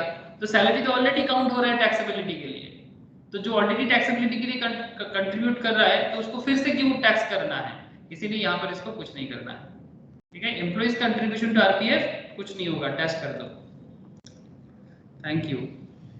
अच्छा, और क्या अमाउंट आएगा sir? Employer contribution, employer contribution to RPF क्या हो जाएगा इसका? क्या बोला है क्वेश्चन में? 20% of his basic salary, 20% of 1,20,000, 20%, 24,000। Very good sir. लेकिन क्या पूरा का पूरा टैक्सेबल हो जाएगा? 12%। 12%। Thank you sir. तो कर लो लेस एग्जाम में, और इसको वर्किंग नोट में अच्छा दिखा सकता हूँ, चलो वर्किंग नोट में ही दिखा देता हूँ। Working note 2,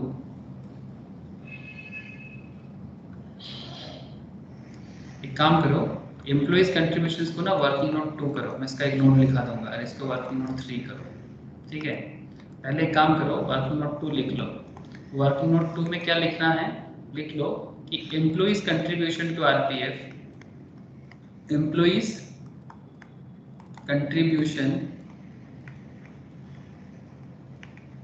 to RPF is not taxable, ठीक है। बट इसका एक चीज याद रखना sir, is not taxable, it is eligible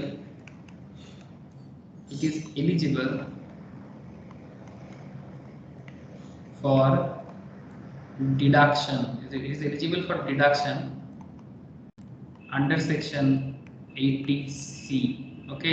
मैं बताऊंगा सर 80C का हिसाब कराऊंगा, ये डिडक्शंस का एक चैप्टर आता है 80C से लेके 80U तक, ठीक है। उसमें लास्ट में जाके आपको डिडक्शन मिलता है, जहां पर ये इसका यूज होता है आरपीएफ का, अगर एम्प्लॉय कंट्रीब्यूट करता है तो।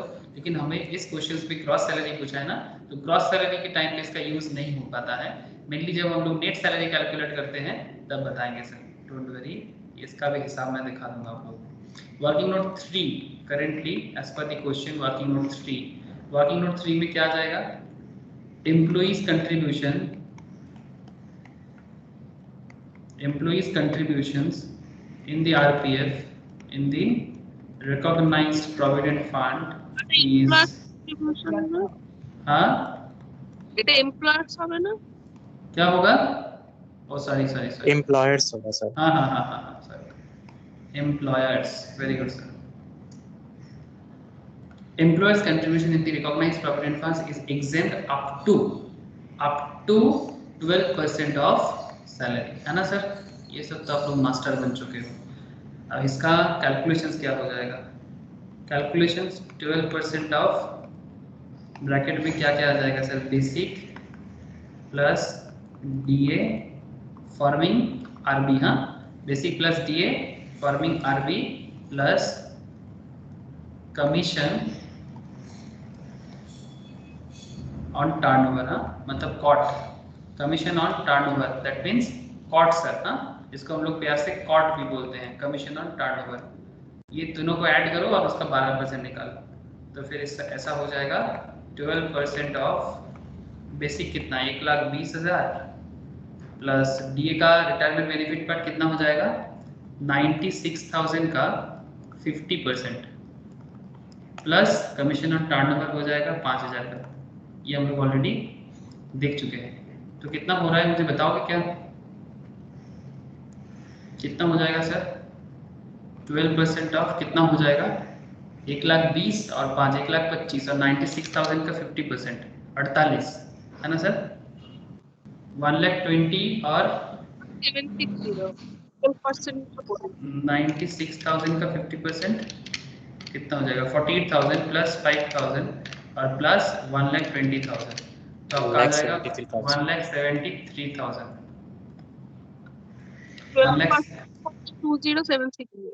20,760। This is the exempted amount और taxable amount, ये क्या होगा, exempted। तो चलो सर, तो फिर यहीं पर दिखा देंगे इसको, कोई दिक्कत नहीं है। Employer contribution to provident fund 24,000 और एग्जेम्प्टेड अमाउंट वर्किंग नोट 3 में हम लोगों ने करके रखा, कितना आया सर 20,760। तो लेस करके आउटर में बोलो कितना आ जाएगा, 3240। 3240, वेरी गुड सर। और कुछ आएगा सर, और कुछ है क्वेश्चन में, हाँ सर है ना सर, क्या है, interest accrued in the recognised provident fund 13% per annum, बोलो इसका क्या करें, इंटरेस्ट जो एक्रूड हुआ है हमारा, इसको क्या करें,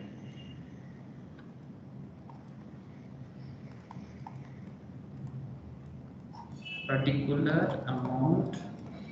अमाउंट इंटरेस्ट का बताओ सर, कल तो बताए थे 9.5% का हिसाब था, क्या करेंगे यहाँ पर?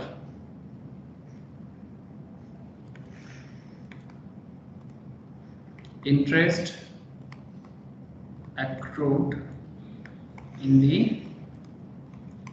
recognized provident fund तो 3.5% टैक्सेबल होगा at the rate 13% है ना, तो at the rate 13% कितना है?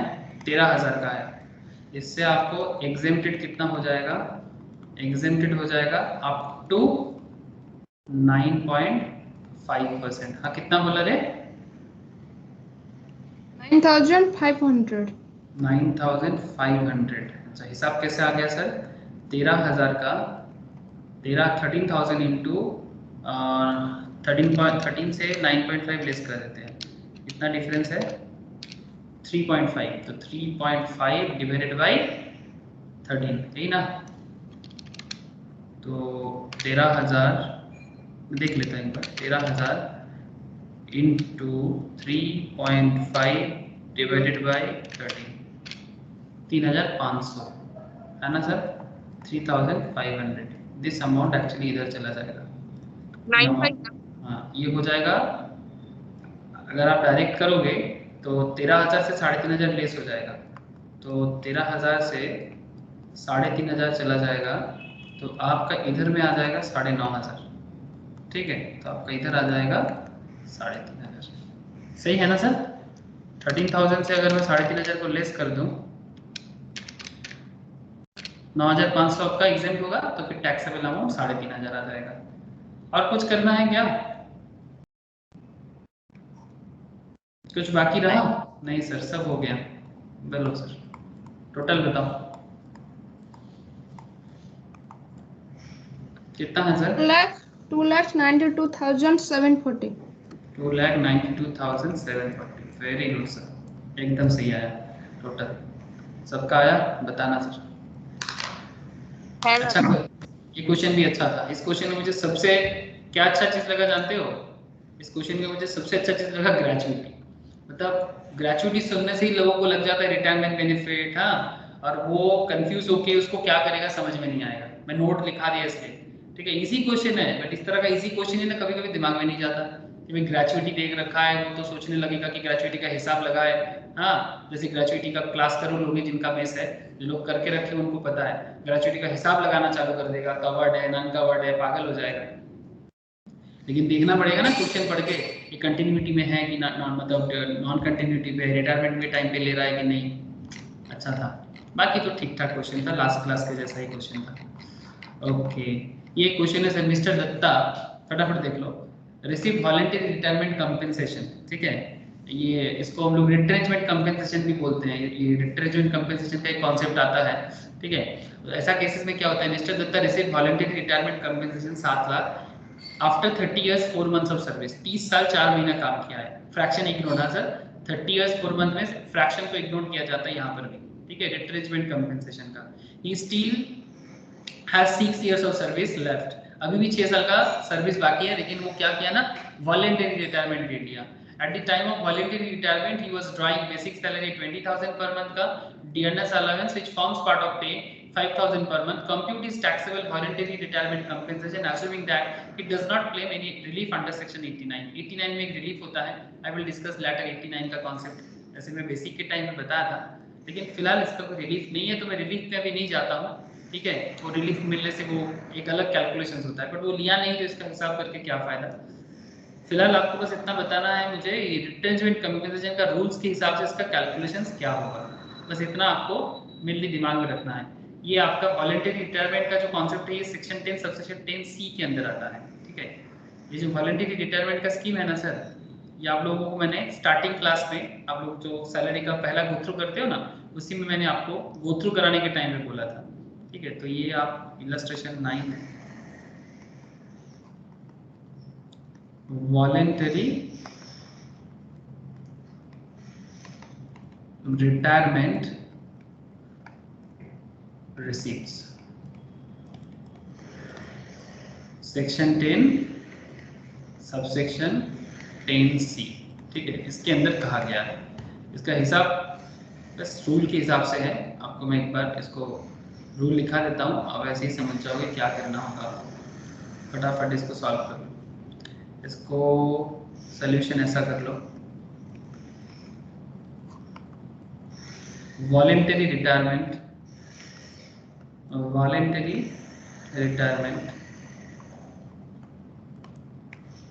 compensation received, voluntary retirement compensation received कितना रिसीव किया बोलेगा सर कोई? कितना वॉलेंटरी रिटायरमेंट कंपनसेशन रिसीव किया? 7 लाख ना? हाँ, तो 7 लाख रिसीव किया। सर वैसा ही रूल है, बस थोड़ा रूल अलग है, ठीक है। वॉलेंटरी रिट्रेंचमेंट के केस में क्या होता है, वॉलेंटरी जितना रिसीव करेगा इससे एग्जेम्प्ट किया जाता है। क्या एग्जेम्प्ट करेगा? एग्जेम्प्ट कितना करेगा? एग्जेम्पशन कितना करेगा? Exempt under section 10 subsection 10C के हिसाब से इसका एग्जेम्पशन क्या है, इसका नोट बता देता हूँ मैं आपको, ठीक है। इसका नीचे लिख दो वर्किंग नोट 1 बोल के, ठीक है। एग्जेम्पशन अमाउंट को वर्किंग नोट कर लेते हैं सर, और फिर इसके हम लोग कंप्लीशन कर देंगे। Working note 1, least exemption, least of the following is exempt, least of the following is exempt, मतलब इनमें से जो सबसे छोटा है वो एग्जेम्प्टेड होगा। अच्छा, पहला क्या है? कंपेंसेशन रिसीव्ड, कंपेंसेशन रिसीव्ड कितना है सर? 7 लाख का। एक लिमिट है ऐसा केसेस में, स्टैट्यूटरी एक लिमिट है maximum, statutory limit 5 lakh rule है सर। स्टैट्यूटरी लिमिट 5 लाख, जैसे हम लोग वो ग्रेचुइटी के केस में देखा था 2 लाख का, ठीक है। वैसा ही थर्ड केस में है आपका 3 month salary into completed year of service, into completed year of service, 3 month salary into completed year of service. Fraction should be ignored sir, fraction should be ignored. कितना होगा बोल सकते हो? 3 मंथ का salary into completed year of service, मतलब जो salary का amount उसका होगा उसको 3 से इंटू करो और 30 इयर्स जितना साल का सर्विस है उसको बताओ। ये 3 और एक तो आता है सर, ये 3 हो गया और एक तो पॉइंट आता है। मैं एक काम करता हूँ, मैं इसको 4th पॉइंट को ना इधर लिखता हूँ। 4th पॉइंट आपका आ जाएगा last drawn salary into remaining year of service, last drawn salary जितना है उसके साथ बाकी जितना साल का उसका सर्विस बाकी है उतना दिन का हिसाब करना है। तो आपको बस इसका हिसाब निकालना है 1 2 3 4 का। तो इसका तो 7 लाख पता चल गया, स्टैट्यूटरी लिमिट 5 लाख है। 3 मंथ का सैलरी कितना हो जाएगा सर? सैलरी इसका बताओ ना। ये देखो sir, is drawing basic salary 20,000 per month और डीआरएस बोला है 5,000, बस हो गया ना सर। बेसिक और डी और कुछ तो है नहीं यहाँ पर, ठीक है। बेसिक और डी ही आता है, तो बेसिक और डी आता है तो क्या हो जाएगा? 3 साल का है, 3 मंथ का सैलरी है, तो 3 मंथ सैलरी मतलब 20,000 plus 5,000 into 3 into 30 years, 25 into 3, 25,000 into 3 into 30 years. बताए ना कोई मुझे कि कितना आंसर आ रहा है? और ये लास्ट ऑन सैलरी कितना है उसका? 20,000। दादा हाँ बोलो। বলছি তো 3/12 হবে না 3 months? 3/12 क्यों करेंगे? 3 मंथ सैलरी, 3 माह से सैलरी नहीं है, এটা रूल्स है तेरे। As per retrenchment compensation 3 month salary into completed year of service, तो 20,000 प्लस 5,000 तो पर मंथ करके मिल रहा है, तो पर मंथ इनटू 3 मंथ्स का जितना होता है और 30 इयर्स इसका कंप्लीटेड ईयर ऑफ सर्विस है। 30 इयर्स 4 मंथ्स काम कर रहा है। फ्रैक्शन इग्नोर, मतलब 4 महीना हो 6 महीना हो फर्क नहीं पड़ता, इग्नोर करना पड़ेगा आपको और वो इनटू कर देना चाहिए। नीचे वाला 22,50,000। 22,50,000 ठीक है, और 20 प्लस 5000 इंटू कितना हो जाएगा रिमेनिंग ईयर ऑफ सर्विस, 6 महीने के 6 साल का सर्विस बाकी है इसका। ये देखो sir, still has 6 years of service left, अभी भी 6 साल का सर्विस इसका बाकी है। तो अगर 6 साल का सर्विस अगर इसका बाकी है तो 6 साल में 12 महीना करके कितना मिलेगा, 6 साल में 12 महीना करके कितना मिलेगा, 18 लाख। 83 लाख। 18 लाख। ठीक है, बस हो गया, यही है। बस इसका रूल थोड़ा आपको याद रखना है और कुछ नहीं करना है। ये वर्किंग नोट का पार्ट था, ठीक है sir, this is the part of working note. फिर वो 28,000 है, 28,000 प्लस 5,000 कौन सा less drawn, last drawn 20 Last drawn. 20,000, अरे 20,000 का बेसिक है और 5,000 का डीए है, ठीक है। लास्ट ड्रॉन सैलरी मतलब लास्ट जो सैलरी मिला था उसको, ठीक है। तो बताओ यहाँ पर कम कौन सा हुआ है, 7 लाख, 5 लाख, 18 लाख, 22 लाख 50,000, सबसे कम 5 लाख। 5 लाख, ठीक है। तो एग्जाम्पशन हो जाता है 5 लाख, ठीक है, एग्जाम्पशन हो जाएगा 5 लाख। तो अल्टीमेटली उसका टैक्सेबल कितना हो जाएगा, सर मेरा यहाँ पर जगह बन नहीं रहा है इसलिए मैं ऊपर लिख दे रहा हूँ, टैक्सेबल वॉलेंटरी रिटायरमेंट कंपेंसेशन कितना हो जाएगा, 2 लाख, ठीक है sir, 2 lakh taxable voluntary retirement compensation, ठीक है। टैक्सेबल वॉलंटरी रिटायरमेंट कंपेंसेशन या रिट्रेंचमेंट कंपेंसेशन जो बोला, 2 लाख अल्टीमेटली जवाब आएगा। आपको बस ये 4 रूल याद रखना है। कंपेंसेशन रिसीप्ट जितना करेगा, statutory limit 5 lakh, 3 month salary into completed year of service, ठीक है, और last on salary into remaining year of service. बस ये याद करके अब जो इसके सबसे कम होगा वो अमाउंट आपका एग्जेम्प्टेड होगा और बाकी आपका अमाउंट टैक्सेबल हो जाएगा। बस यही है इसका खेल और कुछ नहीं है।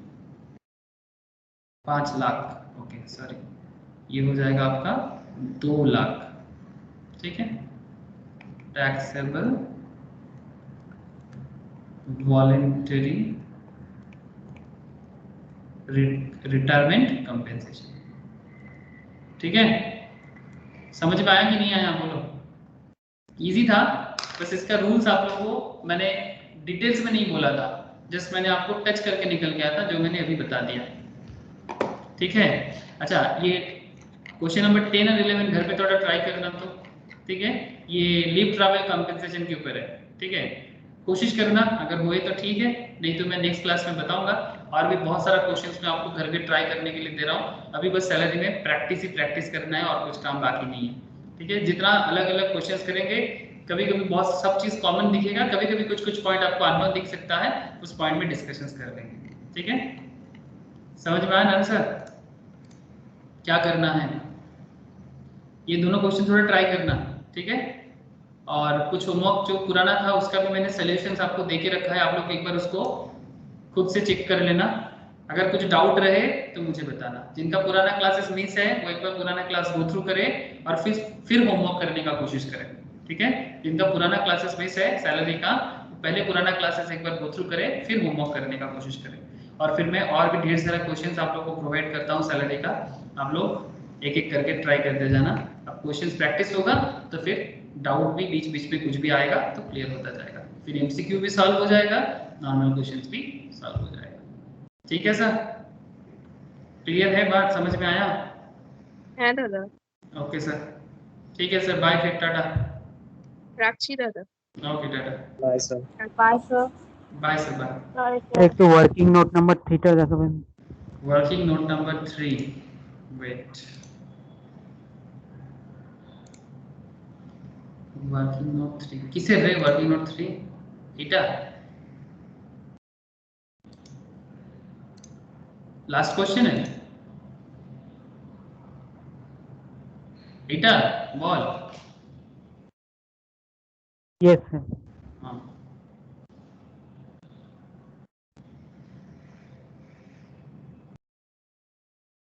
है।